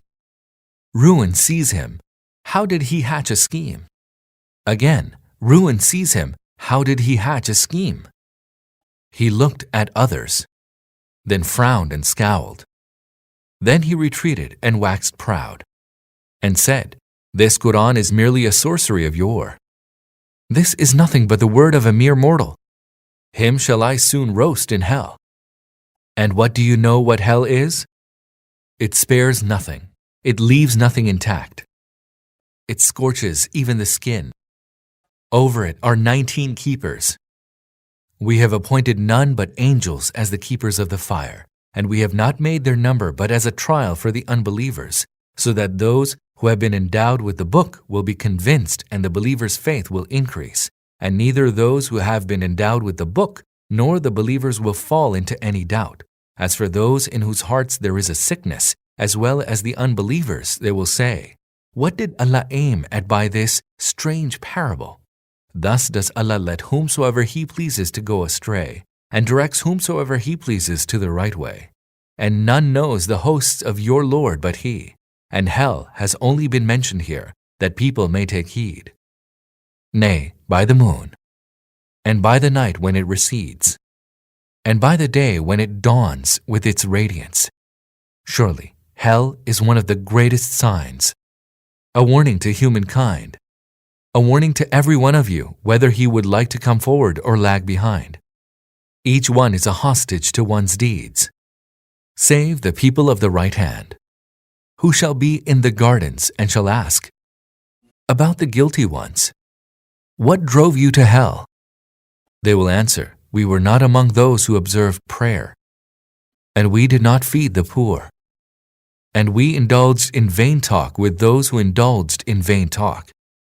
And we gave the lie to the day of judgment, until the inevitable event overtook us. The intercession of the intercessors shall then be of no avail to them. What is the matter with people that they are turning away from this exhortation, as though they were frightened wild asses, fleeing from a lion?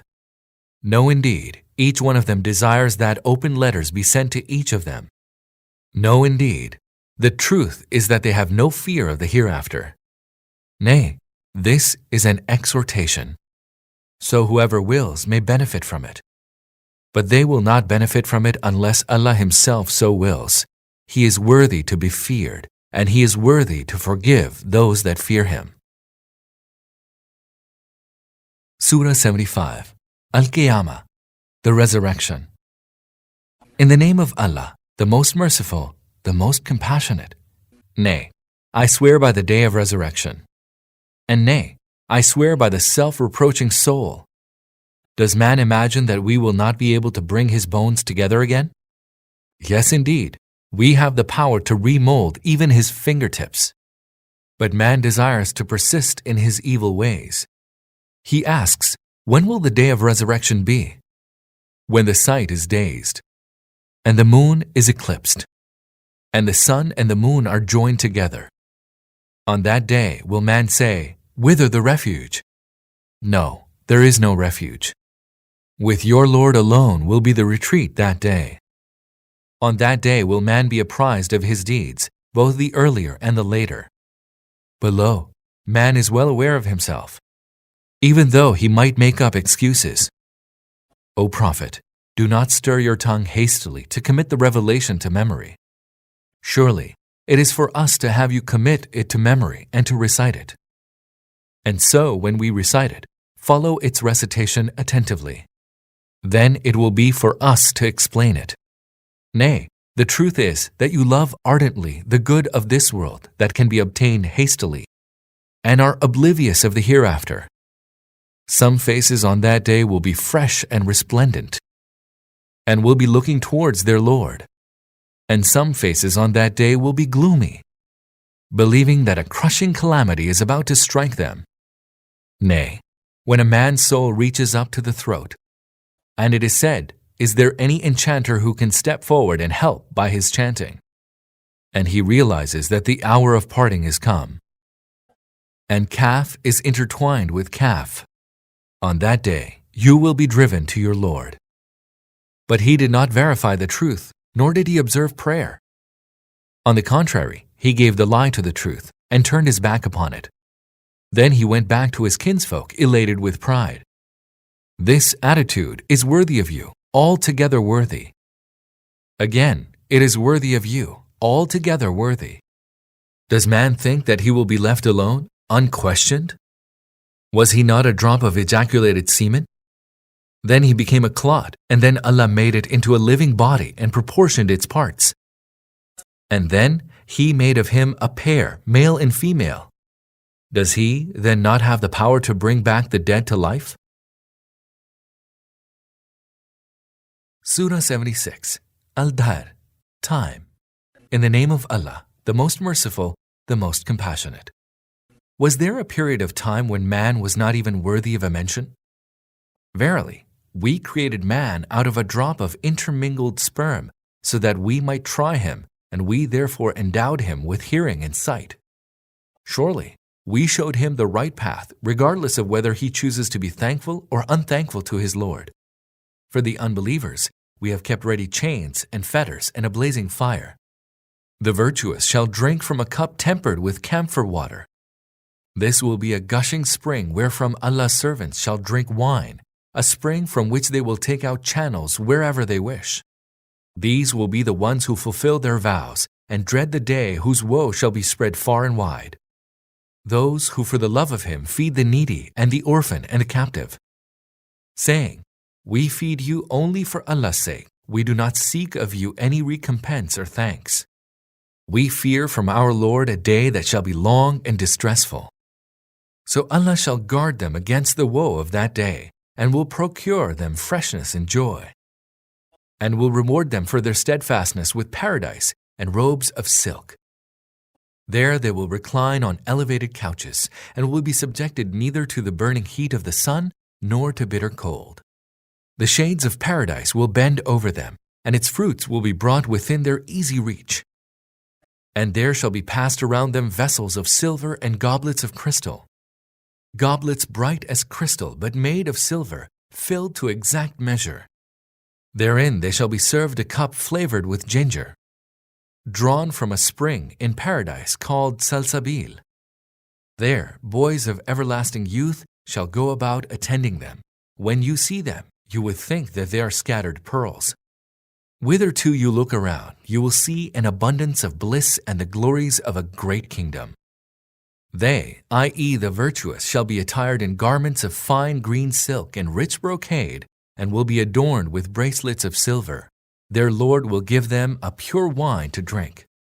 Behold, this is your recompense, and your endeavor has been appreciated.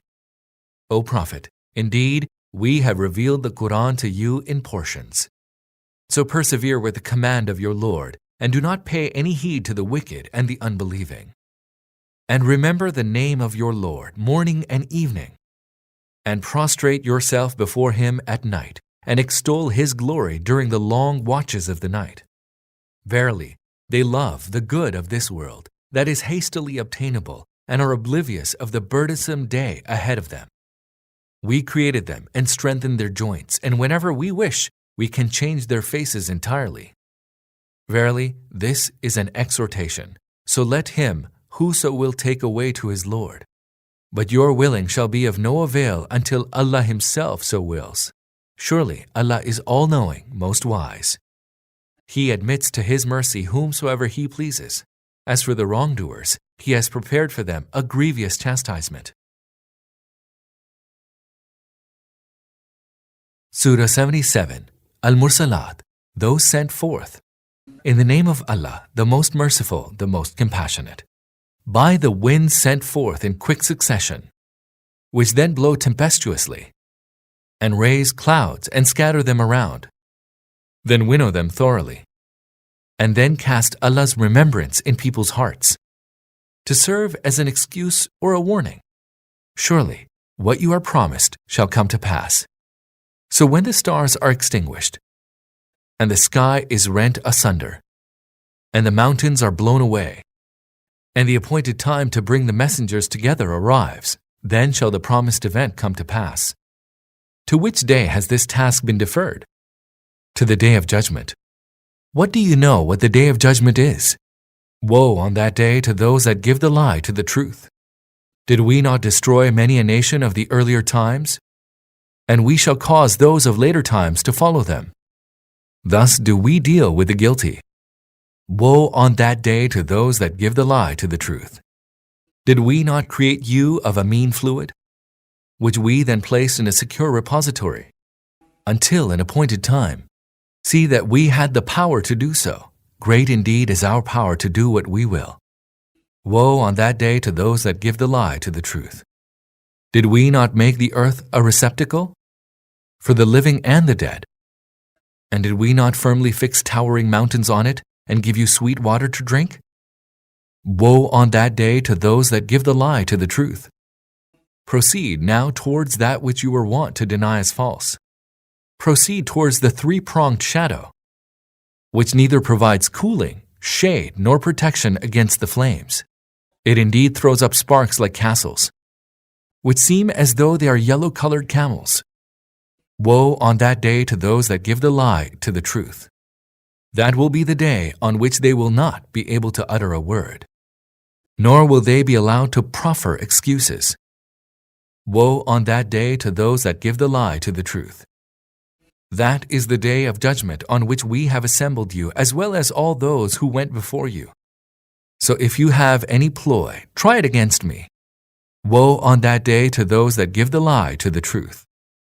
Behold, today the God-fearing will be amidst shades and springs, and the fruits that they desire will be ready at hand. Eat and drink, and may every joy attend you as a reward for your deeds. Those do we reward those that do good. Woe on that day to those that give the lie to the truth. Eat and enjoy yourselves for a while. Surely you are evildoers. Woe on that day to those that give the lie to the truth. When it is said to them, bow down before Allah, they do not bow down. Woe on that day to those that give the lie to the truth. In what discourse after this Quran will they then believe? Surah 78. Al-Naba, the Tiding. In the name of Allah, the most merciful, the most compassionate. About what are they asking one another? Is it about the awesome tiding? That they are in utter disagreement? No, indeed, soon will they come to know. Again, no, indeed, soon will they come to know.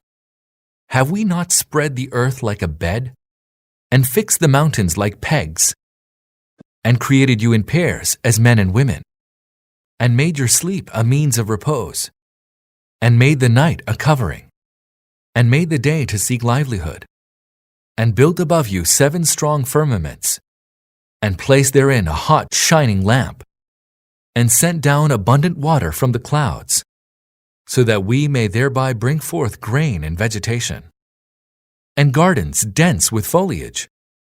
Surely, the day of judgment has an appointed time. The day when the trumpet shall be blown, and you will come forth in multitudes, and when the sky shall be opened up and will become all doors, and the mountains will be set in motion and become a mirage. Surely the hell is an ambush, a resort for the rebellious. Therein they shall abide for ages.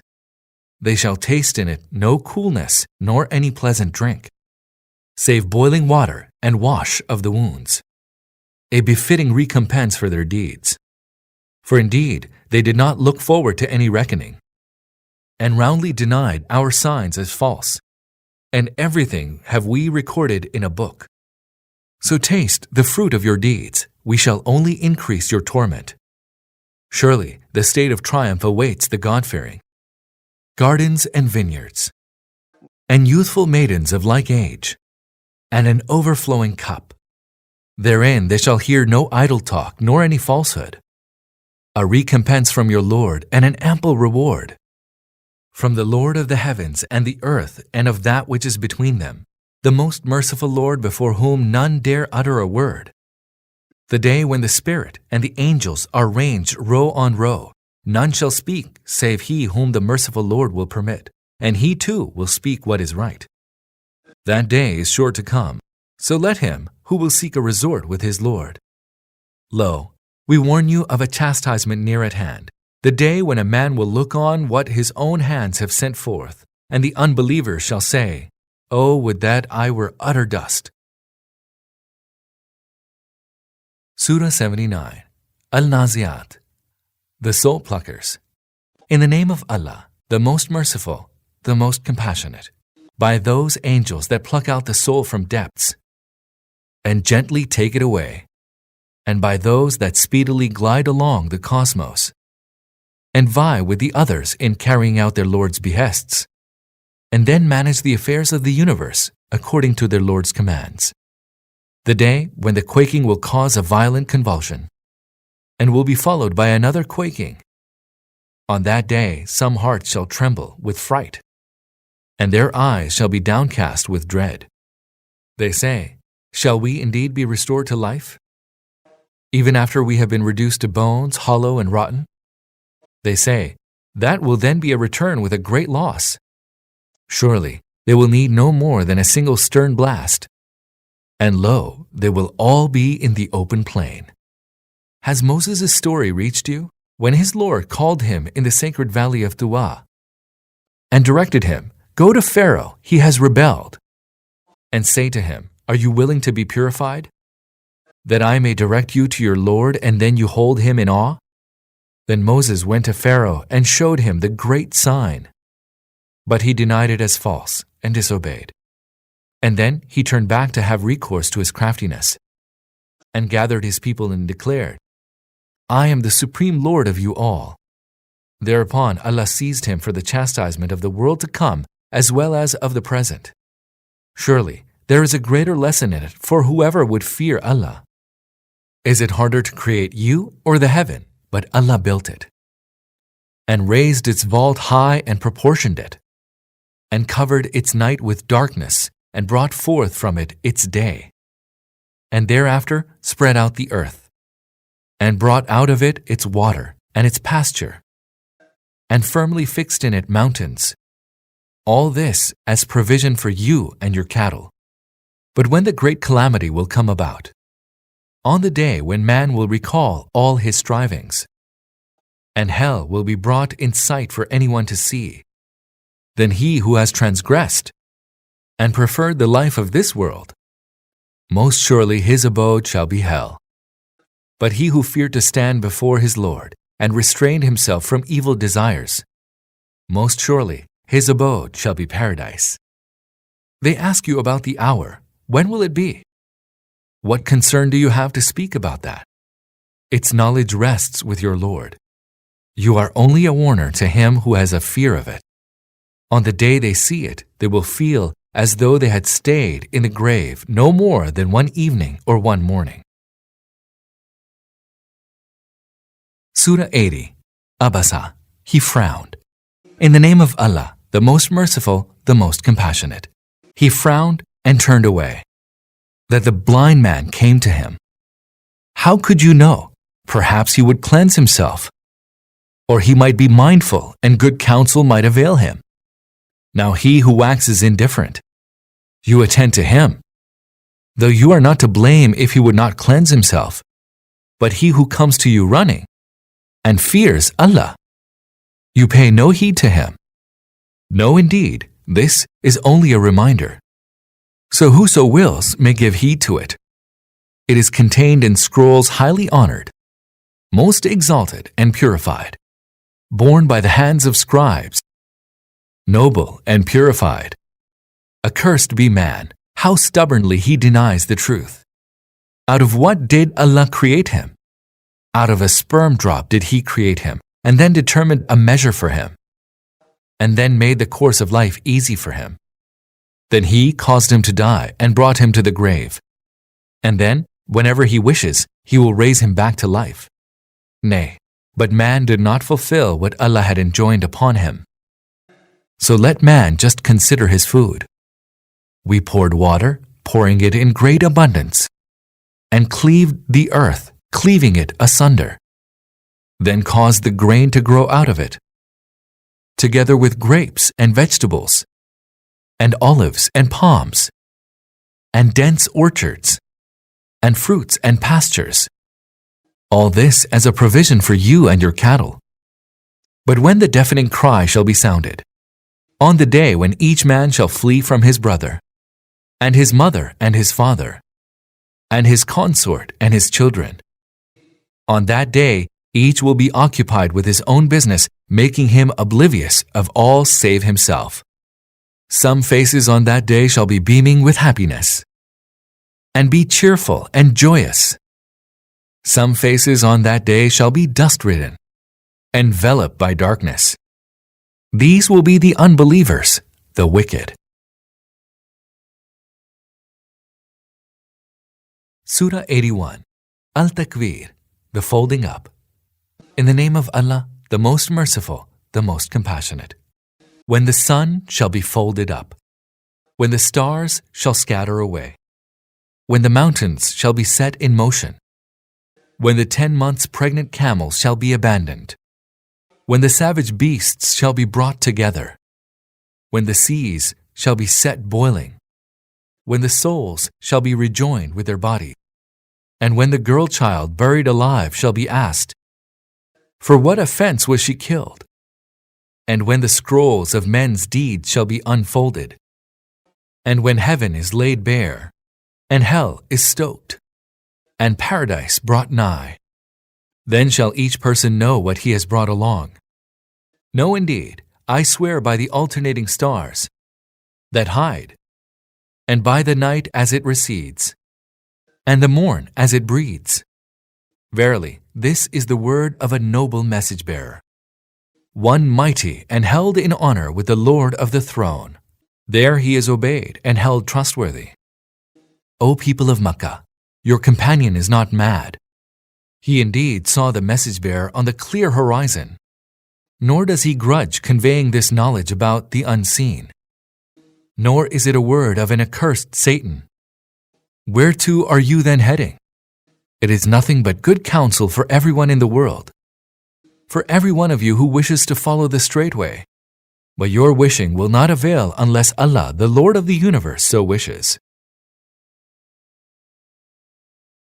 Surah 82, Al-Infitar, the splitting asunder. In the name of Allah, the most merciful, the most compassionate. When the heaven is split asunder, when the stars are scattered, when the seas are made to burst forth, and when graves are laid open, everyone shall know all his deeds, both the earlier and the later. O man, what has deceived you about your generous Lord? Who created you, shaped you, and made you well proportioned, and set you in whatever form he pleased? No, indeed, the fact is that you deny the reckoning, declaring it a lie. You do so the while there are watchers over you, noble scribes, who know what you do. Surely the virtuous shall be in bliss, and the wicked shall be in the blazing fire. They shall enter it on the day of recompense, and then shall never come out of it. What do you know what the day of recompense is? Again, what do you know what the day of recompense is? It is the day when no one shall have the power to do anything for another, and all command shall be Allah's. Surah 83, Al-Mutaffifin, the stinters. In the name of Allah, the most merciful, the most compassionate. Woe to the stinters, those who, when they take from others by measure, take their full share. But when they measure or weigh for others, give less than their due. Do they not realize that they will be raised to life? On a great day? A day when mankind will stand before the Lord of the universe? No, indeed. Verily, the deeds of the wicked are in the record, locked up in the prison house. And how would you know what the record of the prison house is? It is a book inscribed. Woe then to those that give the lie, those that give the lie to the day of recompense.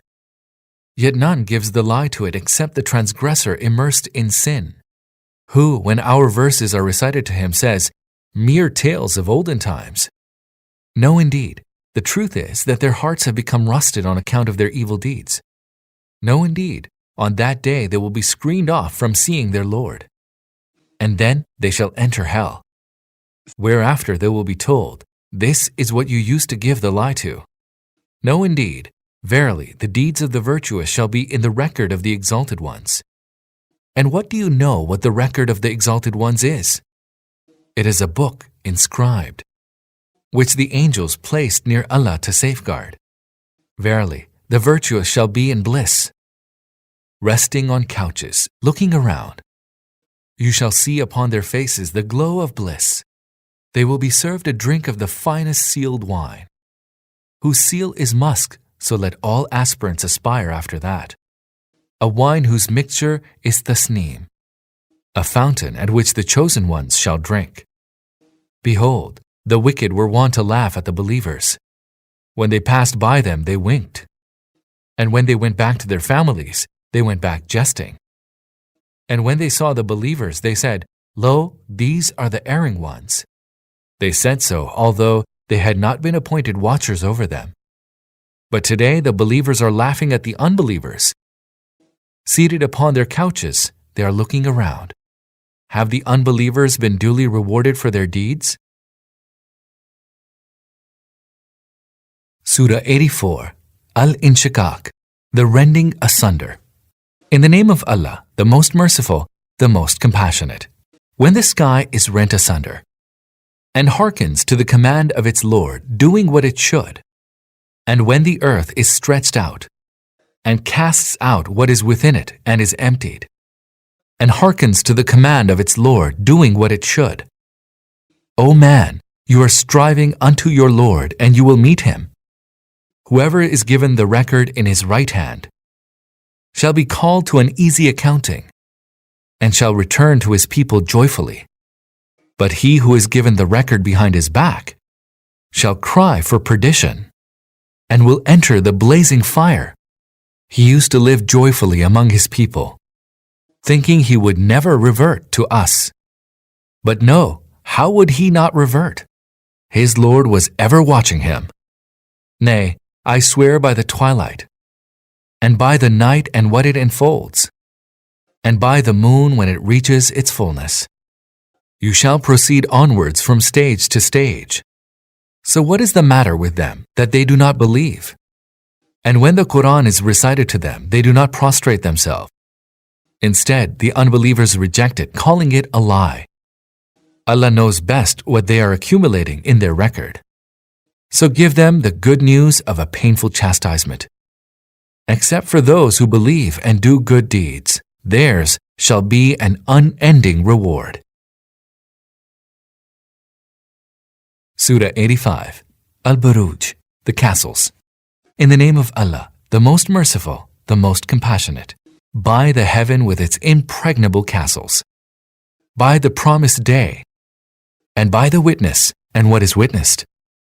The people of the pit were destroyed, with fire abounding in fuel, while they sat around it, and were witnessing what they did to the believers. Against these they had no grudge, except that they believed in Allah, the Most Mighty, the Most Praiseworthy, to whom belongs the dominion of the heavens and the earth. Allah witnesses everything. Surely, those who tormented the believing men and the believing women and then did not repent, theirs shall be the chastisement of hell, and theirs shall be the chastisement of burning. As for those who believed and acted righteously, theirs shall be gardens beneath which rivers flow. That is the great triumph. Stern indeed is your Lord's punishment. He it is who creates for the first time, and He it is who will create again. And He is the ever-forgiving, the most loving, the Lord of the glorious throne, the executor of what He wills. Has the story of the armies reached you? The armies of Pharaoh and Thamud. The unbelievers are indeed engaged in denying it, calling it a lie, although Allah surrounds them. Nay, but this is a glorious Quran, inscribed on a well-guarded tablet. Surah 86, Al-Tariq, the Night Visitor. In the name of Allah, the Most Merciful, the Most Compassionate, by the heaven and the Night Visitor. What do you know what the Night Visitor is? It is the piercing star. There is no living being, but there is a protector over it. So let man consider of what he was created. He was created of a gushing fluid, emanating from between the loins and the ribs. Surely, He, the Creator, has the power to bring him back to life. On the day when man's deepest secrets shall be put to the test, he shall have no power and no helper. By the heaven with its recurring cycle of rain, and by the earth ever bursting with verdure. This Quran is surely a decisive word, not a flippant jest. They're devising a guile, and I too am devising a guile. So leave the unbelievers to themselves, respite them a while. Surah 87, Al-A'la, the Most High. In the name of Allah, the Most Merciful, the Most Compassionate. Glorify the name of your Lord, the Most High, who created all things and fashioned them in good proportion, who determined and guided them, who brought forth the pasture, and then made it into blackest straw. We shall make you recite, and then you will never forget. Except what Allah should wish, He knows all that is manifest and all that is hidden. We shall ease you to follow the way of ease. So render good counsel if good counsel will avail. He who fears Allah shall heed it, but the wretched will turn away from it. He will be cast into the great fire.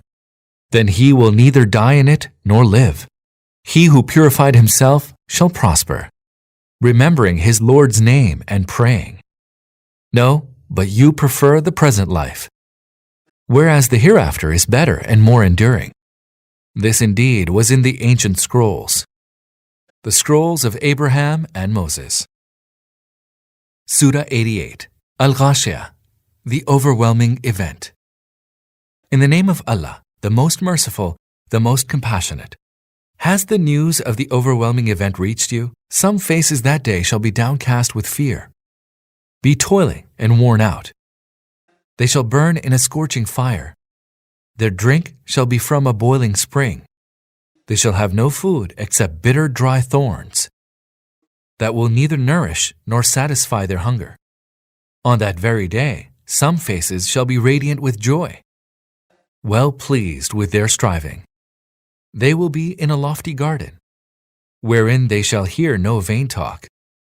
In it there shall be a flowing spring, and couches raised high, and goblets laid out, and cushions arrayed in rows, and rich carpets leveled out. Do these unbelievers not observe the camels, how they were created? And the sky, how it was raised high, and the mountains, how they were fixed, and the earth, how it was spread out. So render good counsel, for you are simply required to counsel, and are not invested with the authority to compel them. But whoever will turn away from the truth, Allah will chastise him with the most terrible chastisement. Surely, to us is their return, and then it is for us to call them to account. Surah 89, Al-Fajr, the Dawn. In the name of Allah, the most merciful, the most compassionate. By the dawn, and the 10 nights, and the even and the odd, and by the night when it departs. Is there in this an oath for one endowed with understanding? Have you not seen how your Lord dealt with Ad, of Idam known for their lofty columns, the like of whom no nation was ever created in the lands of the world? And how did he deal with Thamud, who hewed out rocks in the valley, and with Pharaoh of the 10 pegs, who transgressed in the countries of the world, spreading in them much corruption? Then their Lord unloosed upon them the lash of chastisement. Truly, your Lord is ever watchful. As for man, when his Lord tests him by exalting him and bestowing his bounties upon him, he says, My Lord has exalted me. But when he tests him by straightening his sustenance, he says, My Lord has humiliated me. But no, you do not treat the orphan honorably, and do not urge one another to feed the poor, and greedily devour the entire inheritance, and love the riches, loving them ardently. But no, when the earth is ground to powder, and when your Lord appears with rows upon rows of angels, and when hell is brought near that day, on that day will man understand. But of what avail will that understanding be? He will say, Would that I have sent ahead what would be of avail for this life of mine. Then on that day, Allah will chastise as none other can chastise, and Allah will bind as none other can bind. On the other hand, it will be said, O serene soul, return to your Lord well pleased with your blissful destination, well pleasing to your Lord. So enter among my righteous servants, and enter my paradise. Surah 90, Al-Balad, the city. In the name of Allah, the most merciful, the most compassionate. Nay, I swear by this city wherein you have been rendered violable. And I swear by the parent and his offspring. Verily, we have created man into toil and hardship. Does he think that no one can overpower him? He says, I have squandered enormous wealth. Does he believe that none has seen him? Did we not grant him 2 eyes, and a tongue and 2 lips? And did we not show him the 2 highroads of good and evil? But he did not venture to scale the difficult steep. And what do you know what that difficult steep is? It is freeing someone's neck from slavery, or giving food on a day of hunger, to an orphan near of kin, or to a destitute lying in the dust. And then besides this, he be the one of those who believed, and enjoined upon one another steadfastness, and enjoined upon one another compassion. These are the people of the right hand. As for those who rejected our signs, they are the people of the left hand. Upon them shall be a fire that will hem them in. Surah 91. Al-Shams, the sun.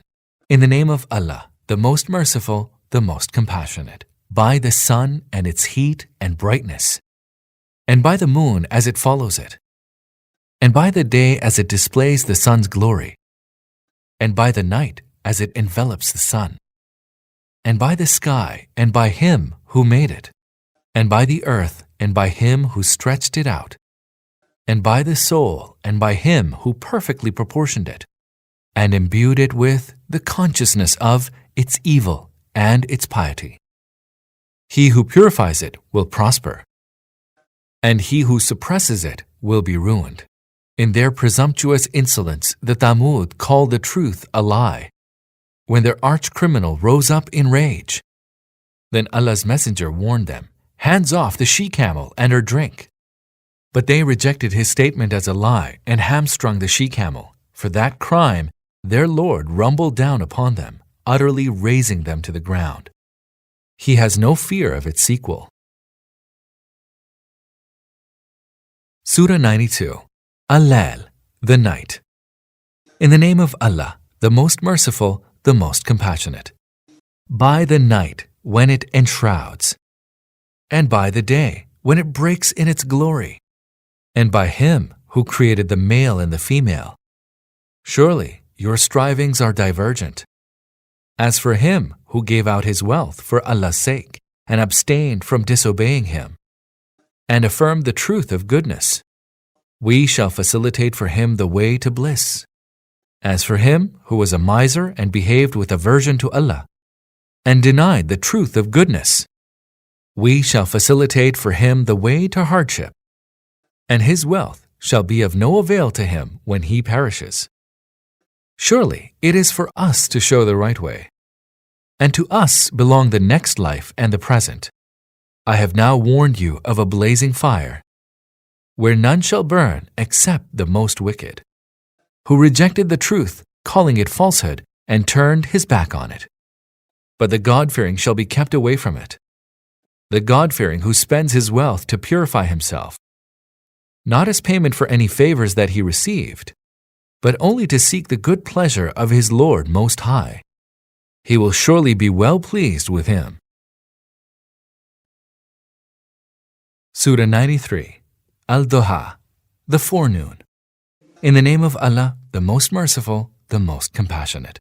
By the bright forenoon, and by the night when it covers the world with peace. O Prophet, your Lord has neither forsaken you, nor is he displeased. Indeed, what is to come will be better for you than what has gone by. Verily, your Lord will soon give you so amply that you will be well pleased. Did he not find you an orphan and then gave you shelter? Did he not find you unaware of the right way and then directed you to it? And did he not find you in want and then enriched you? Therefore be not harsh with the orphan, and chide not him who asks, and proclaim the bounty of your Lord. Surah 94. Alam Nashrah, the opening up. In the name of Allah, the most merciful, the most compassionate. O Prophet, did we not lay open your breast and relieve you of the burden that had well nigh broken your back? And did we not exalt your fame? Indeed, there is ease with hardship. Most certainly there is ease with hardship. So whenever you are free, strive in devotion, and turn to your Lord with longing. Surah 95. Al-Tin, the fig. In the name of Allah, the most merciful, the most compassionate. By the fig and the olive, and by the Mount Sinai, and by this city of Makkah, a haven of peace. Surely we created man in the best mold. Then we reverted him to the lowest of the low. Except those who have faith and do righteous deeds, theirs is a never-ending reward. Who then can give the lie to you, O Prophet, about the reward and the punishment? Is not Allah the greatest of all sovereigns? Surah 96. Al-Alaq, the clot. In the name of Allah, the most merciful, the most compassionate. Recite in the name of your Lord who created. created man from a clot of congealed blood. Recite, and your Lord is most generous, who taught by the pen, taught man what he did not know. Nay, surely man transgresses, for he believes himself to be self-sufficient. Surely, to your Lord is your return. Did you see him who forbids? A servant of Allah when he prays.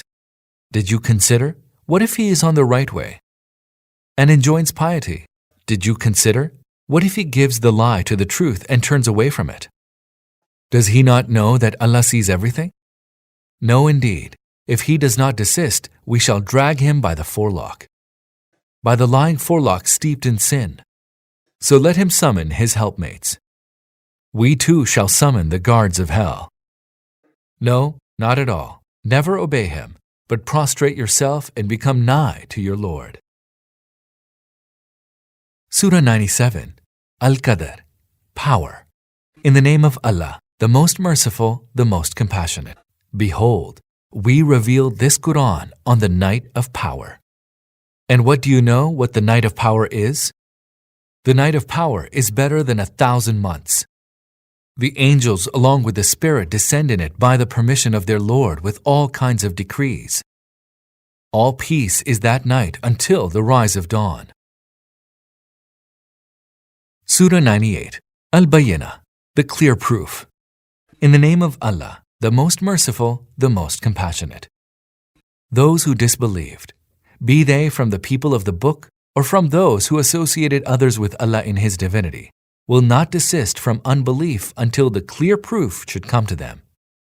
A messenger from Allah reciting from purified scrolls, in writings wherein are scriptures absolutely true and unerring. Nor did those to whom the book had been given split up until after the proof of the right way had come to them. Yet all that they had been commanded was that they serve Allah with utter sincerity, devoting themselves exclusively to Him, and that they establish prayer and pay zakah. That is the right faith.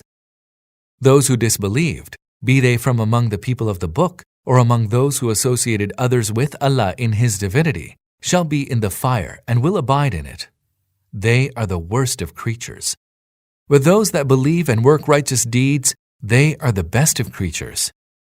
Their recompense lies with their Lord, gardens of eternity beneath which rivers flow. Therein they shall dwell forever and ever. Allah is well pleased with them, and they are well pleased with Him. All this is for him who fears his Lord. Surah 99, Al-Zilzal, the earthquake. In the name of Allah, the most merciful, the most compassionate. When the earth will be shaken with a mighty shaking, and the earth will throw up all her burdens, and man will cry out, "What is the matter with her?"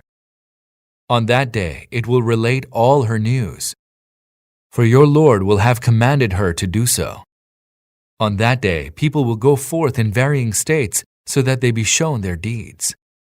So whoever does an atom's weight of good shall see it, and whoever does an atom's weight of evil shall see it. Surah 100, Al-Adiyat, the chargers. In the name of Allah, the most merciful, the most compassionate. By the horses that charge snorting, then raise sparks of fire by their hoofs, then raid by the dawn, and blaze a trail of dust, and penetrate deep into a host. Verily, man is most ungrateful to his Lord, and he himself is a witness to that. And surely he loves riches with a passionate loving. Is he not aware that when whatever lies buried in the graves is overthrown, and the secrets of the hearts are laid bare and examined, surely on that day will their Lord be fully informed about them. Surah 101, Al-Qari'ah, the calamity. In the name of Allah, the most merciful, the most compassionate. The calamity. What is the calamity? And what do you know what the calamity is? On that day, human beings shall be like scattered moths, and the mountains shall be like fluffs of carded wool in varying colors. Then he who scales weigh heavier shall have a blissful life. But he who scales way lighter, his shall be the deep pit for a dwelling. And what do you know what that is? A blazing fire. Surah 102, Al-Takathur, Acquisitiveness. In the name of Allah, the most merciful, the most compassionate. The craving for ever greater worldly gains and to excel others in that regard keeps you occupied until you reach your graves. Nay, you will soon come to know. Nay, again, you shall soon come to know. Nay, would that you knew with certainty of knowledge what your attitude would lead to, you would never have acted the way you do. You will surely end up seeing hell. Again, you shall most certainly end up seeing it with absolute certainty. Then, on that day, you will be called to account for all the bounties you enjoyed. Surah 103, Al-Asr, the time. In the name of Allah, the most merciful, the most compassionate. By the time, lo, man is in a state of loss. Save those who have faith and do righteous deeds, and counsel each other to hold on to truth and counsel each other to be steadfast. Surah 104, Al-Humazah, the fault finder. In the name of Allah, the most merciful, the most compassionate. Woe to every fault-finding backbiter, who amasses wealth and counts it over and again. He thinks that his wealth will immortalize him forever. Nay, he shall be thrown into the crusher. And what do you know what the crusher is? It is the fire kindled by Allah, the fire that shall rise to the hearts of criminals. Verily, it will close in upon them in outstretched columns. Surah 105, Al-Fil, the elephant. In the name of Allah, the most merciful, the most compassionate. Have you not seen how your Lord dealt with the people of the elephants? Did he not bring their plan to naught? And he sent against them swarms of birds, which smote them with stones of baked clay, and made them like straw eaten up by cattle. Surah 106, Quraysh, the Quraysh. In the name of Allah, the most merciful, the most compassionate. Since the Quraysh became accustomed to the journey of winter and summer, therefore let them worship the Lord of this house, who fed them against hunger and secured them against fear. Surah 107, Al-Ma'un, Articles of Common Necessity. In the name of Allah, the most merciful, the most compassionate. Did you see him who gives the lie to the reward and punishment of the hereafter? Such is the one who repulses the orphans away, and urges not the feeding of the needy. Woe then to those who pray, but are heedless in their prayers, those who do good in order to be seen, and deny people the articles of common necessity. Surah 108, Al-Kawthar, Abundance. In the name of Allah, the most merciful, the most compassionate. O Prophet, we have surely bestowed upon you good in abundance. So offer prayer and sacrifice to your Lord alone. Verily, your enemy alone has been cut off from the roots. Surah 109, Al-Kafirun, the Unbelievers. In the name of Allah, the most merciful, the most compassionate. Say, O unbelievers, I do not worship those that you worship. Neither do you worship him whom I worship. Nor will I worship those whom you have worshipped. Nor are you going to worship him whom I worship. To you is your religion, and to me my religion. Surah 110, Al-Nasr, Help. In the name of Allah, the most merciful, the most compassionate. When the help comes from Allah, and victory is granted, and you see people entering Allah's religion in multitudes, then extol the praise of your Lord and pray to him for forgiveness, for he indeed is ever disposed to accept repentance. Surah 111, Al-Lahab. In the name of Allah, the most merciful, the most compassionate. Destroyed were the hands of Abu Lahab, and he lay utterly doomed. His wealth did not avail him, nor his acquisitions. Surely he will be cast into a flaming fire, along with his wife, that carrier of slanderous tales. Upon her neck shall be a rope of palm fiber. Surah 112, Al-Ikhlas, Sincerity. In the name of Allah, the most merciful, the most compassionate. Say, He is Allah, the one and unique. Allah, who is in need of none and of whom all are in need. He neither begot any, nor was he begotten, and none is comparable to him. Surah 113, Al-Falaq, the rising day. In the name of Allah, the most merciful, the most compassionate. Say, I seek refuge with the Lord of the rising day, from the evil of all that He created, from the evil of night's darkness when it spreads around, from the evil of the women who blow on knots, and from the evil of the envier when he envies. Surah 114, An-Nas, Mankind. In the name of Allah, the most merciful, the most compassionate. Say, I seek refuge with the Lord of mankind, the King of mankind, the true God of mankind, from the mischief of the whispering, elusive prompter who returns again and again, who whispers in the hearts of people, whether he be from the jinn or humans.